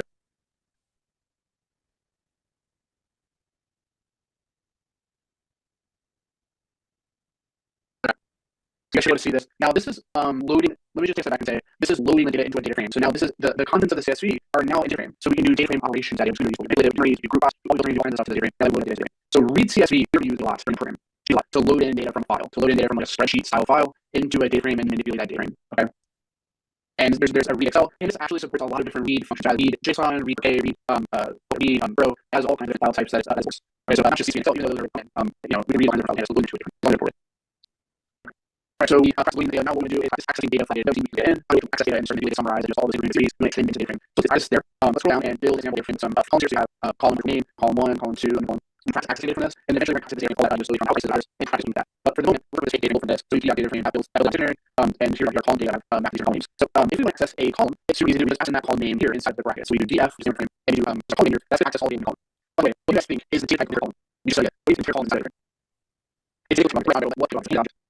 Not sure. We just learned about it. We just learned about it. Series, right? So a column is a series. A column is a series. A column is a series. So when we access column, it's as if we're accessing an entire series. Okay. So if we print out that column, we have this series, we're providing that entire column is 5 PB. So accessing column is used versus, and we have that column and column from column series. A single column is a series. It's a series. So actually accessing a series when we do column name. But if we were to try and access an invalid name, we will be an error. So let's say we did some column, and this is this. So this will be an error. So if I try to do this and it doesn't exist, it's an error. And you see the key error that this is not this. I'm not access column because of this. Right. So this is we would not do this. We want to use our own name. That's what we're doing. Okay. Now, how this guy we have multiple columns. So we use a list and select multiple ones at once. Now, what is a collection of series? We're saying it now. We'll say Pandas collection of series. Perfect. Yeah. So when people have multiple columns, there should be multiple series. So you guys are absolutely right. When you access multiple columns, this is going to be kind of miniature data frame. It's only going to be these two columns because we're accessing these two guys, which are these two columns of data. That's kind of like mini data frame, part of the whole data frame. Right, so the column there. Let's do that when we access columns. We get these two guys, which is a data frame. Okay, we column 1, column 2, and data. Then we have 3 rows from the data frame. So we definitely access multiple. I can this into the data bracket, and we'll have to access multiple columns. Now, I'm going to look and look. So, for instance, look will allow us to select particular rows based on the index. So, look of row is based on the position. So, this is saying let's grab the data in that row 0. So, this is using the positional index 0. Regardless of what the actual index is, you can find index. And data frames have different rows can be a custom index as well. You can, series can have a custom index. So, then we care about custom index. And we should use positional index rather than row from the first row. So, just is grabbing this entire row, which has values 5, 10, 100, and you look at it, that should be here. That's a row, that first row. We do filters between the trees. We filters we can do so we do conditional filters here. Where that's exactly how we would have done in series. Right? So we use brackets to signal access. And here we get a filter. So what filter does is this will filter rows of a division. Right? So any row where it's different, in other words, this whole name that has value greater than 10, we go to that column name greater than 210, it's only the guy greater than 10. We're just only keeping this row here. Should be only row this text. Because that's only to where this column has a value greater than 10. But you see that folks, where you can this text, which particular column is greater than 10. Only those rows we keep this condition in that. So what we should do is go check this. So those rows, we only are keeping one row. So we chose that row because that's the only place where it's higher than 10. So that's very powerful. Do the big high filtration on the data frame. So if you have the standing in the 2 dimensions, only rows with condition that. Only those dimensions without. Only row and but I know that's literally giving you just saying this label, and then this is the actual filter value string. This is just a regular string. So this just says it's a new line right here. So the class is this new line right here.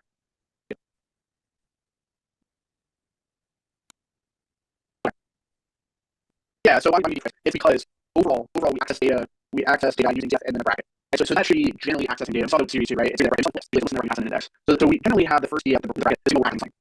Now we need a place because inside here it's filter and it says I want to look at this column. So the device is you see that we're accessing that column, which is via bracket the column. This accesses this column and says, I want to check where this column is bigger than 10. All the rows where this column is bigger than 10. We see that twice. We see once on the outside. This signal that I access something from the different. Only the rows where this condition is being met. Only the rows that is true. Where's the row? That's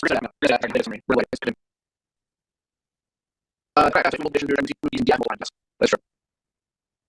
Oh, you can load different folder. Yeah, sure. So do you guys see folder over here? Do you just folder on the left? Click that folder. And show this. And put this up right here. How do you load to your built-in? Yeah, so you can do you see file now? Do you see the file when you upload it? You can click that, you can copy that path. Click on copy path, and then you can it's read CSV and path in string. Like this. I think probably the same. Probably this for you. It's not from your no, if you're in Colab, no, it's not gonna be from your upload file. You're so you're looking for this path. It's not the file. Or file, whatever it is in file. Stored file where you guys upload it here. Okay.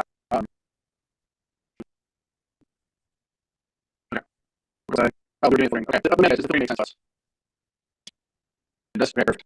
All right, I have one more thing I want to talk to you about on the filtering, and then we'll take another little bit longer break for a couple hours now. So once we fit this, we're basically rows and one view frame, because that's what it does. It selects rows based on meanness condition. But I'm not accessing a particular class for either. So with this, if I'm selecting on this, we're just going to come back over this. But you guys see how we are accessing. This is the filter again, same exact filter. This is bringing back.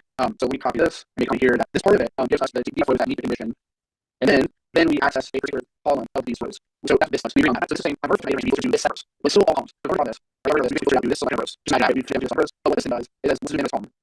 Let's zoom in that column. So we want to next. Once we select a column from the filter, we get to show together. This is what we're doing. Yeah, sorry, so yeah, let's write things we've done in this cell. So I'll just create a data frame so we didn't use that data. We're just using the data frame and the practice. We'll access a column, the practice in the column string, which corresponds to the column. That is retrieve the series of data, the column 5, 15, 8. So it's just doing that. You can select multiple columns if you have something in column 1 and column 2. It's going to go to different roles. Right? Because now multiple series equal data. Multiple series equal data. So different role that is only column that exists. We can use look to grab a row based on the position of that row. This is the first row. We can row. We do the third row, the fourth row, etc. As a row. We did a filter. So we're just talking about this and the same. Let's have all the rows out of the where the condition is met. All the rows where the condition is met. All right. Then interface. This is conditional. It's not conditional. This is only something that needs condition. This is conditional. And what is conditional? This is conditional. That's conditional. Let's continue to check out on this section here. We have the path. The path is the equivalent of load for accessing single entry in the different. So this is the equivalent of df.load for a single value. So at will use the index. So at uses the index, the row index and the column index for accessing load. So the row index in this game is just the default. It's just the positional. It has to be always. It has to be dates, strings, anything. And so you get specify a special row index. We can comment and see everybody's name. So we can use those special row index with this generic index. So it just has default. So we use that. We can say how many rows is zero, row one, row four, they're all just index. This row index is row index. However, we have the column index, so that's the same thing. So column being we're going to be column of the first row here. So it should justify because we're using the column first row. This should turn to us the 5. So we can do so we're using 5. So sometimes you use add, and this you only ever use it as a single item. Which is rare. You don't really you're not usually going to use a single item or multiple columns. There is a function for assigning a column as a single one. Yes, but that's true. But it's probably called column next. In this case, the row index is 0 because it has a default next. Right? It's default next here, which is 0. It's this.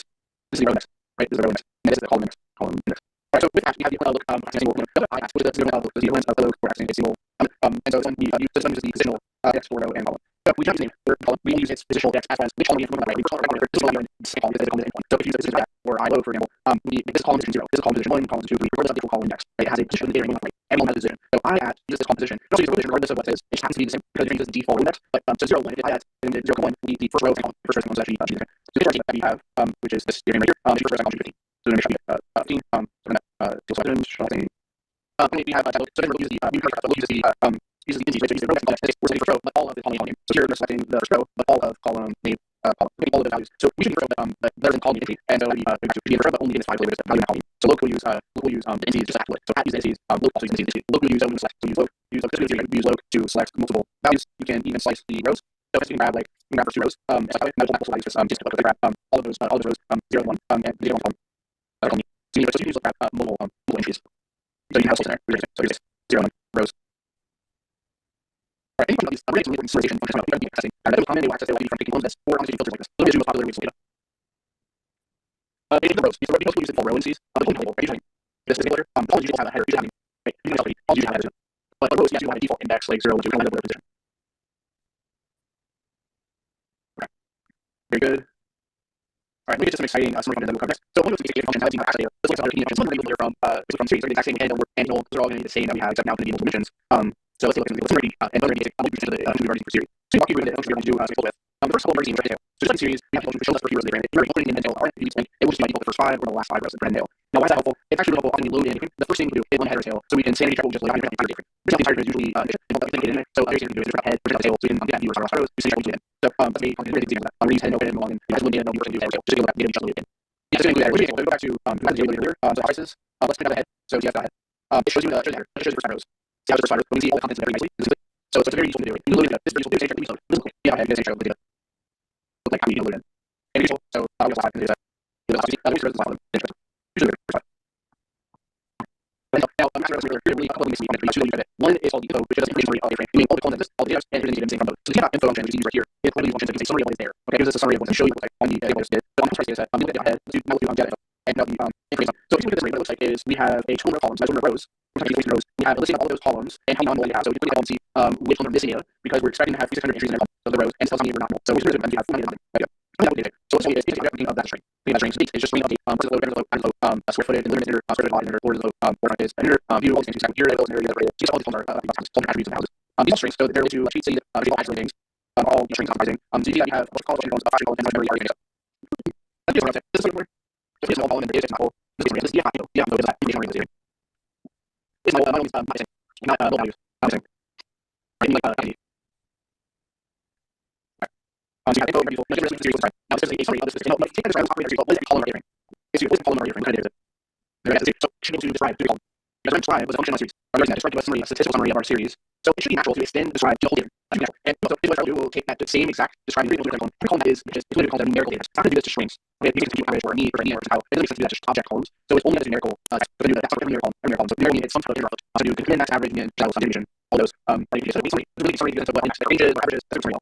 So let's run out the images. Go back up. Just the info. We do describe. So there should be between those averages. This will be between the numerical columns here. So for that, zero, and the max is the minimum after. The minimum after 0. Unless it's like missing, so it's 0. The max after is 8, and the average is about 2 below 2. The average is about 3. That makes sense reasonable. Just saying now. And then we see that the average price is here about 5,100. I think it is.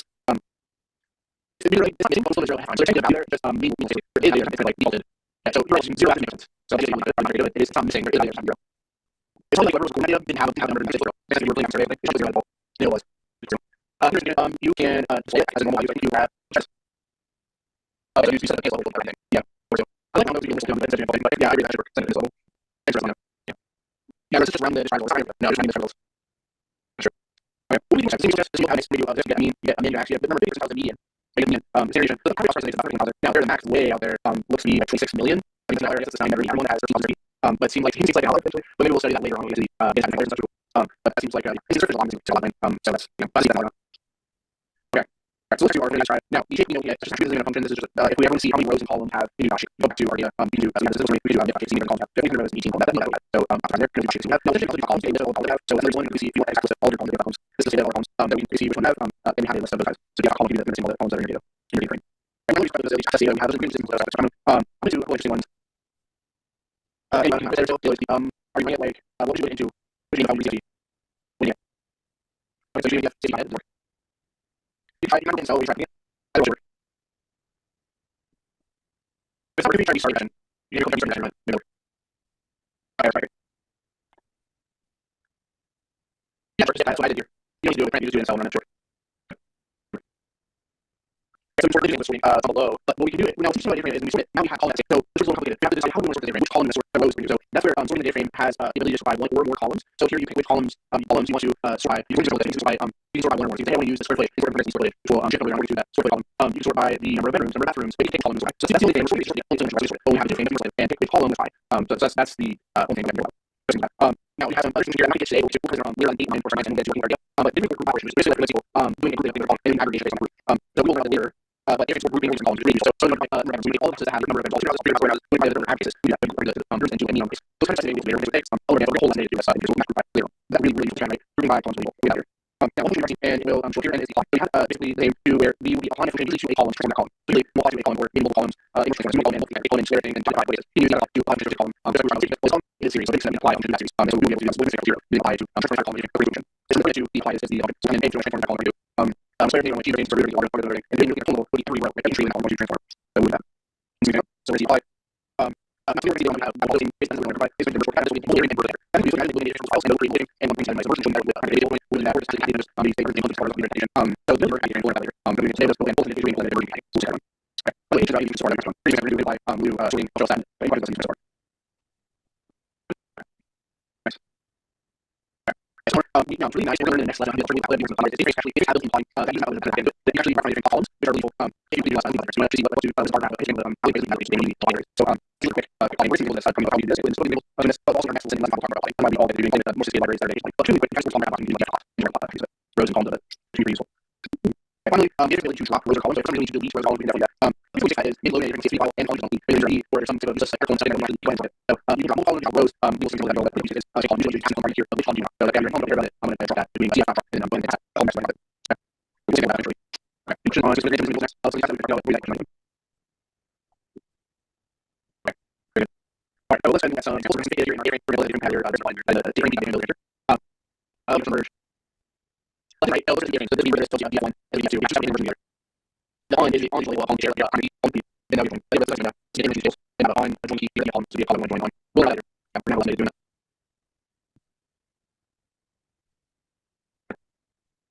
Alright, so here to this example. The table is right there. You can add a table. It's the first 2 rows and last row. So first 2 rows for you guys and the last row you guys. Okay, like that. First 2 rows and here's those last rows of this. What does that mean? So everything for the one is that it has 4 columns here. It's not missing values. It only has 3 rows. Something needed. It's pretty small here. Makes sense. You don't have much just for engineers. So that rows.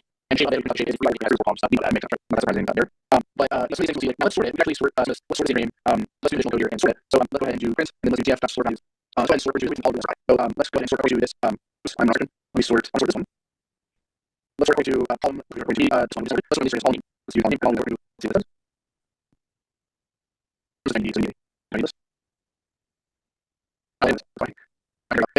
So now that actually the guy sorted now we're going to according to this column. So we can sort that which will using how originally sorted as 558. Now it's been sorted from these services. But if you check the equals equals should do raise 1585. So that's primary sorting them. And so that's equal sorting. So equal sorting. And then do an example of dropping. So let's go ahead and do df drop. Let's go ahead and drop the column. Let's drop column 1. Let's say we deem that guy to be useless. We're going to go ahead and drop that one. So we can drop that column. Now one argument recommendation that if we don't the default is to not do this permanently. In other words, it's not permanently. We're just going to copy everything as it was dropped. So we're going to so it's and that's and what we're sending column frame so that is all in this new game is available. If only I want to really drop in set call in place and set it true. Now what we'll do is it will permanently drop that so that this state frame no longer will have the column one. So you can have and we'll have column one. So I mean have this inside the list.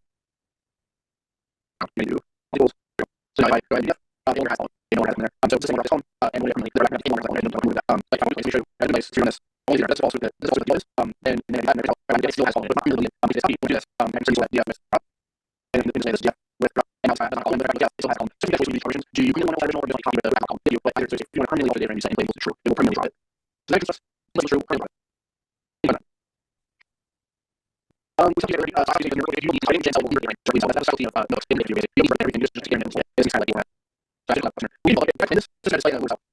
Just display that. If I just facilitate data, I can have no that's true. Right, so the thing for example, so fish last time it's going to be and you had a science student there. I had the how to do from data as function. Not the conversion how to really data as because you can track a lot of data out there and you do that a lot better than the data that was just a regular string. It's not actual. So it's people that here we have which is the data that we do which is what we have to encode to kind of to order. Maybe pretty much let the data just this is what I'm saying that's really string. Notion we are appropriately as string is as a D string. But once you encode it, have to go right and so you if you're using string data to what that's going to do is convert strings will do what and sometimes after that you can have to define for object which is representation it can yeah, so there is a here that you can there's a here to solve function. So we're expecting these CRC format so that equals after say we have here's months days. So if people have decided and data string like this is here's your first months and days. So it is yes you can change it right that is the version of the data using some other so you can write this piece on this video we talk about what it is in the string. So by doing that, let's go inside the it is we extract areas and read out that so for example, we use each copy for the economy. So we're asking the economy we're asking the data. So I'm starting on just like numerical data. This would be located one and 2 and 3. We're actually going to call it say 3 extract data so extracts the data from the datasets. That's not data as so and usually call that one 2 and we have to 1 15 20 right. So we here so here and some years per year. And that's the end month. But this will extract the other month of the year. So first under with labels. And then this will extract the end year. So let's also extract the 3 years to extract your really see that so the way to actually run some extract how they need to really what is the month later here on this. So we have these years, the default type chat so we know it's even having objects and press or slating on it. It's normal. It's like normal formatting. Which is the slating project actually that has slating action. We know the right to release. So that's now the ultimate use what the extract data. Alright, so let's do that. We also can extract everything from the accounts. So how do we're actually return to we're going to actually build a gateway. So I guess we're building a custom base to build this page a custom range of time objects. So it's really just this has 5 days. So default is 5 days. So default is 5 days. So start has 5 days. So we're pretty much to 5 days. So I just 10 days first. So I think that's something we want starting with this guy. This will be range of objects using this text. So next is what we're reading the strings. It already is going to be data object. And this extraction daily. So this is here. So we extract the either daily. And so I should say that is Monday is Monday is so it's Monday as Monday to Monday to Friday is work satisfying. So it's just really why we can that is useful data what day we is like history. We extract that daily object extract this one it's here first. What daily today. And we should be I'm just from the time object extract. Next thing we're reading that daily do redo so we're reading what is again and here in by order of it goes on the point means that it must be positive. Yes it's alternative is using like yes base and then we do it's very good. That would be so I think I need to do that in just definition is true. That would be the same that you so this is a really interesting here drive which all these files and things inside of it for that weekend. So yeah. Okay, so in the age so if you see a we need to this picture what is easy. This is something to say. So if you so this is so she is used to find these two day orders on YouTube. Okay. So already short this do those first of all. Actually for this yeah. So it's the so it's the months. So months so the month and is month and is month and is month and is month and is and it doesn't really release reading this video using it we have used first and there's a case that makes this 1 from a that would be on the same time yeah that's already so it should like just this sure for using this now we're not able to you I think you could do some of the starting frequency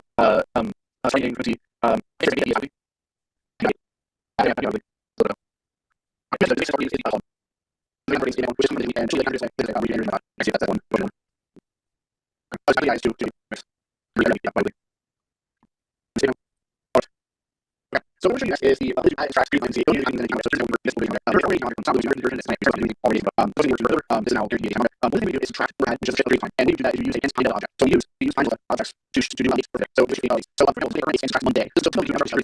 This is power dates back by 1 day. And by 1 day if you're in what's on frequency basically much time by 1 day the week the month and quarter is it bi-weekly is a week how much time am I shifting all these dates. So what does this is take every day and extract 1 day. So it's going to be every 1 day extract 1 day. Now we also add so this is your words this is how you should be orders of our dates by 1. So this adds every 1 day to the now maybe we should from just maybe so we should for maybe correct more day or however so every week that period we time the object to measure work. So this power cities for and we take those new dark on 40 that's really important to the to train that so they use that shit on it so after one during the day which is the first or third day of the stands on the time to reason how much I think what is we take a city and we're on the same show right there and so we're in one show right and we'll go into one show where like computer is really good right this is actually here to develop and we're just trying to do to not do shit like that was really neat these are the kind of things we do is actually do these objects so this is actually these objects so here's where we I'm just see standard response and variables and numbers zoom first so now times that's range and we reach it for that 4 hours replace it hours we'll see we should 4 hours so time you have to 3 times hours years quarters those kind of things here's what we do is and I just write down average pretty stable you see that 3 days and 2 and 3 days and also 3 feet plus 3 hours so you have to be and it was started towards the period This one is so so this is so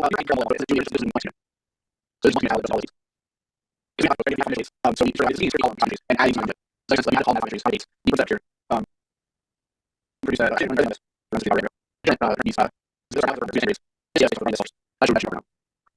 what is range? So we want to use range as a range list. So it's values that start and go to 20, but doesn't include 20. Anyway, this is numbers and it's a list of 0 9. That's a range function on crazy numbers. We start using starting 20. If you have this is actually 0. It's just here as a column. Here's the columns that I use the dates. Some of the data just making extra columns. Yeah, well, here's notes, but yes, there's 10 shipping dates by zone. Yeah.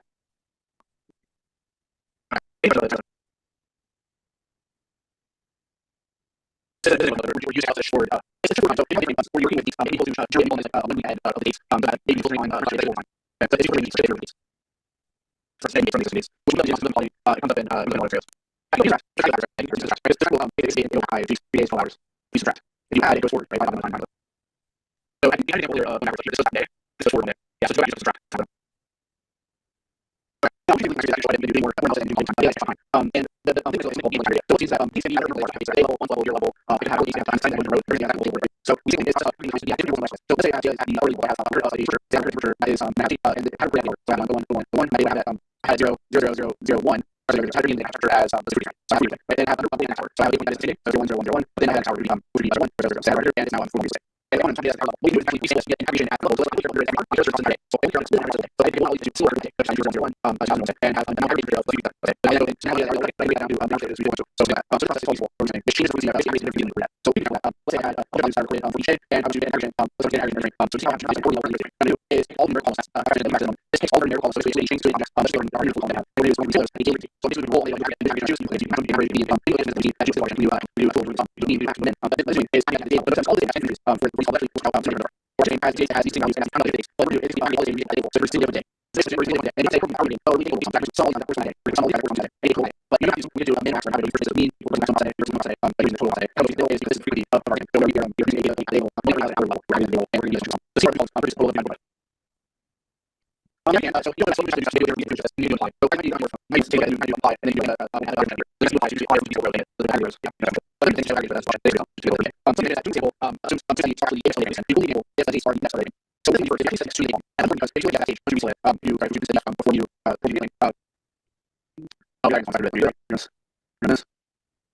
I feel very we did these things so if that the it's just 0 1 3 that's it but you have between second and pretty much really like sure that 20% the default so how is different you see that actually this instant position more the data once it gets there's a lot of data that's so I work on have the default position so yeah this is everything next where this is what you see now here do see that so that's doing this currently which is why I have this true so not be right and this is true that's the next to the default yes I will it's also been really big to be able to use like this and then you know because it's also been really yeah, we this is from here. If you can easily estimate what 5 is on the other side and you base this is something actually you said I use that number and actually this description will see so these is a and s so select these basically yeah but basically you guys can put information that will turn on select data so you guys will select rows are essentially from the point to when you include or exclude so include our next return all data that is numerical that's like so return all data that is numerical so what's going to be or float it's something data so we use we say right this is it's to create at the early level today we have something like so it's only include numerical values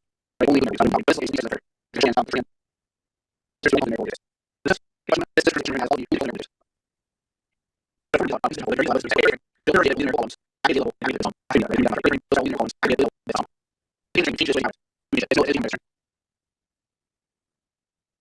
I agree on here no they do this these are they that's not all anymore so this is what we're setting doing so I guess those are the we said this to something we're here that is for data version obviously we need really you just there it's really interesting so the way to this I don't know see today good like that so not sure I think we should probably change the it's like really something new about it everybody say that want to use a number of categories or discrete number of possibilities that can be so what we may have that is we need to have a shrink and it's only a certain number of possible shrinks that activities like first of all I have this which is only things that we only things that's only the number of so that's what we the only way to use possibilities are low and high so this is where I'm using next to category data this one is to have a sense of where we sort some categories so first we need to use any trait category that is probably basically because category is and is category and we all have this is only categories and the category we only so we're just in the so this is the that category so all the categories video for so now so we because we first visualize how we so everything so it's not along and how much work every side we do we are So the what you see how the category label is now DSS and has some resource back. So it's from the DSS registrations and turns into that then has category label. We do company you need to showing as in you can really have your data registration which shows the number of percentages. So this is really only the these are very customized over here to pages on the and then the percentage and 160. You just the layers you little 20 that's really we like the customer care our data so like these are picture and we are not columns and something is this is where your most of the numbers so this is mostly a visual and see so if you want to column to see what there are some people you have to see the idea and you know how you can that you know some skills in the video process of the as much as you're actually watching each other so the days to the so I was also generally did when they about how each one so it's really just things right now at least pretty like pretty well because mother and one of the one thing actually the other thing is students when I see on the vertical is usually when I see I tell you about your access column I find it yeah it's honestly stuff and these is really these is just a couple and do the count those that's the there I still use one of these press on here one of the things I do first time I'm really I understand this is really important it's really so I thought from so what we do is convert those into a variable idea and we can generate new columns we take the essence of that category absence library so if you have some here so think about and it's on here now see okay so yeah now what we do is variable is choosing all the essence from those values so let's create a column that is going to be basically do we have data do we have value do we have d underscore d do we have b d underscore d do we have t now it's row do we have a we have presence of a and so we see that yes there is a so I want here and throw your answer here because we have c and have a so it's going to be presence of a and it's going to be presence of b and that is the presence of c so in history I have a area that's restricted so I have to say that column is 0 because d is 0 c yes you get this a on the so I'm going to say we'll take the 0 that's pretty much okay, so I know this is processing how we can deliver our data into now it's all here. You can exactly that's also the free and you want to have the variable you want to manage the category so this is only has to be so I need to recall every presence of the values that is like half recalls run the video again so this is when we're doing this here this here is one hot ending so what I'm doing is enable this process of turning forward into data that's called one hot to be a present absence of the but then I need to just think everything right that's right my idea is like that's that's what I do is our goal will be temperature so this variable has a column category, right? A column category which only has only A, B, or C. And you see there, secondary, that's what I right? I have there. So anytime I type this on, and we want to we have to do multi string, so it turns in there. So the trick we have is to create new calls. These calls of those categories. So call for A, call for C, call for C. We like to support that. So we're going to be with the amount of A, B, the first A, C. And so we call for the column, so we C. And we want to fill out the column. So yeah, we're going to say so therefore, as I just want to have a zero. This is B, no, I have to be. So how you have this is and C. So we put A into where one is zero.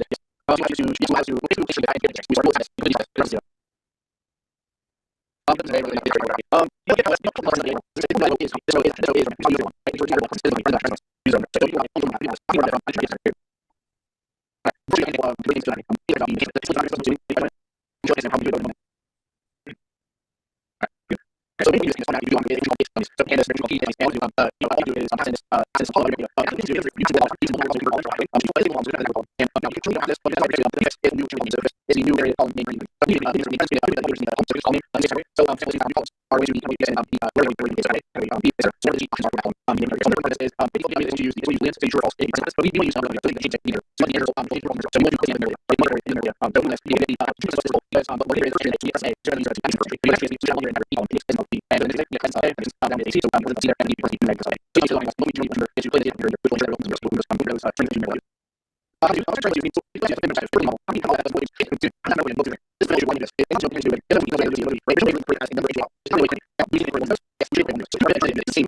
It's something that they present it as only the most people is most people can't work in these but it's something that there's more than the next rows are used really also the general idea of the and so they don't ever people and also like the neighborhood is things that are important some things that today is kind of things that are things that people know we need to change we need to stand up so that's the example I don't know there's really interesting things but it's really interesting and the information here are very close I agree there is literally so it's a very interesting so I think the creations better right so something also do when you use any into because it's really nice these are very so I'm going to be these are see the they you say also change things more specifically so there's you know I think that for so this then it's not just about so when you're just always it has to and it's all a little bit I'm like this is people also want to do what you try to not the video but the internet it has to be very so for fun and we are going to fraud not fraud I'm going to do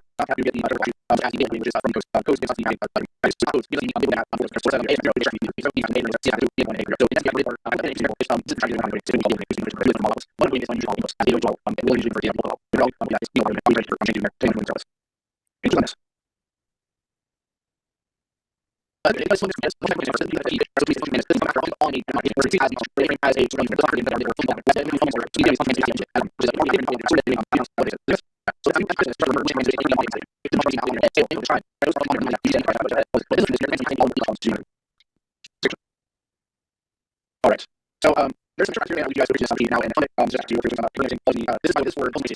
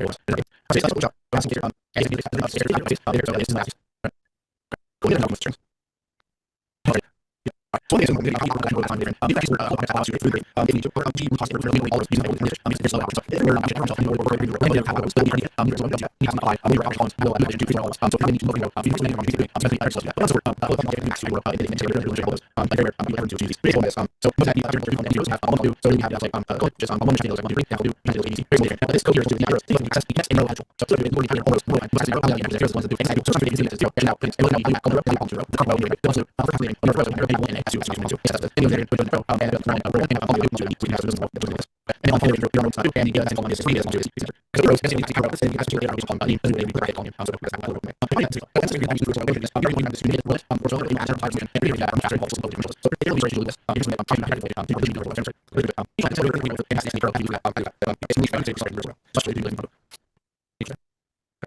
I think it's really important but we have all the rows that really obviously so it's like all the and it's very fun to think about and if you don't take the next and just take it out to the is on as real to increase really not functional journey like the every row to the on to is like and obviously can't be like structure the middle very so then you do on like like so we support that we actually in a positive and here we do usually sort of basically like for the next row in the arrows row goals row and the I think this the words is not just said I think so the like actually like doing this and then you and so you can basically really don't need to do it like simply like all the I'm on cycle it on the you do right really on you do and this one is on this option to I want to use it and so I couldn't think what it's like so you know maybe you need to you know the and so this is what we are going to hire the and so I'm doing really desire to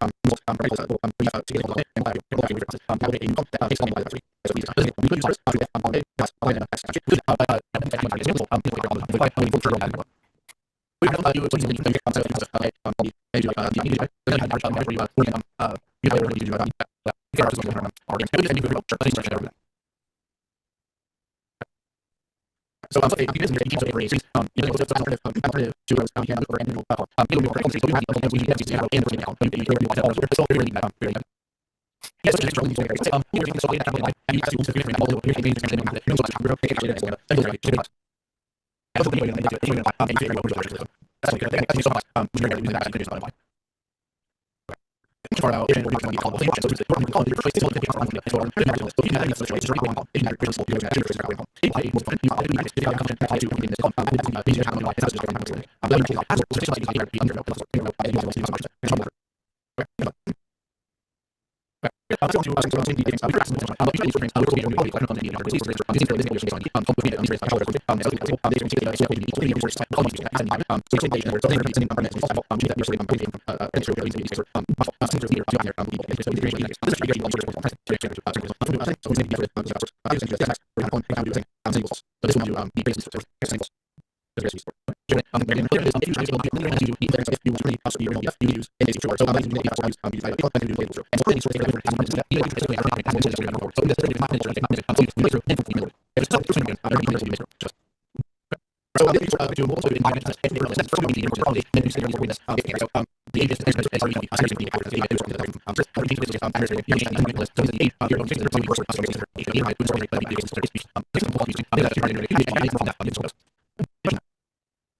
so so this part of the is to and also I guess now the numbers is also also to this under these people so this is so this is size all the presentation so everything on that basis on that basis and you see also the figures on the basis on pages the also you can use to try to do the also using integrity so this is so this is like for this and you also also so says for example I'm going to really on this we'll just want to use this I would charge that. Anyway, I'm asking. So, I'm just like this. I don't know if it's a radio. I'm going to spread out actually. So we want to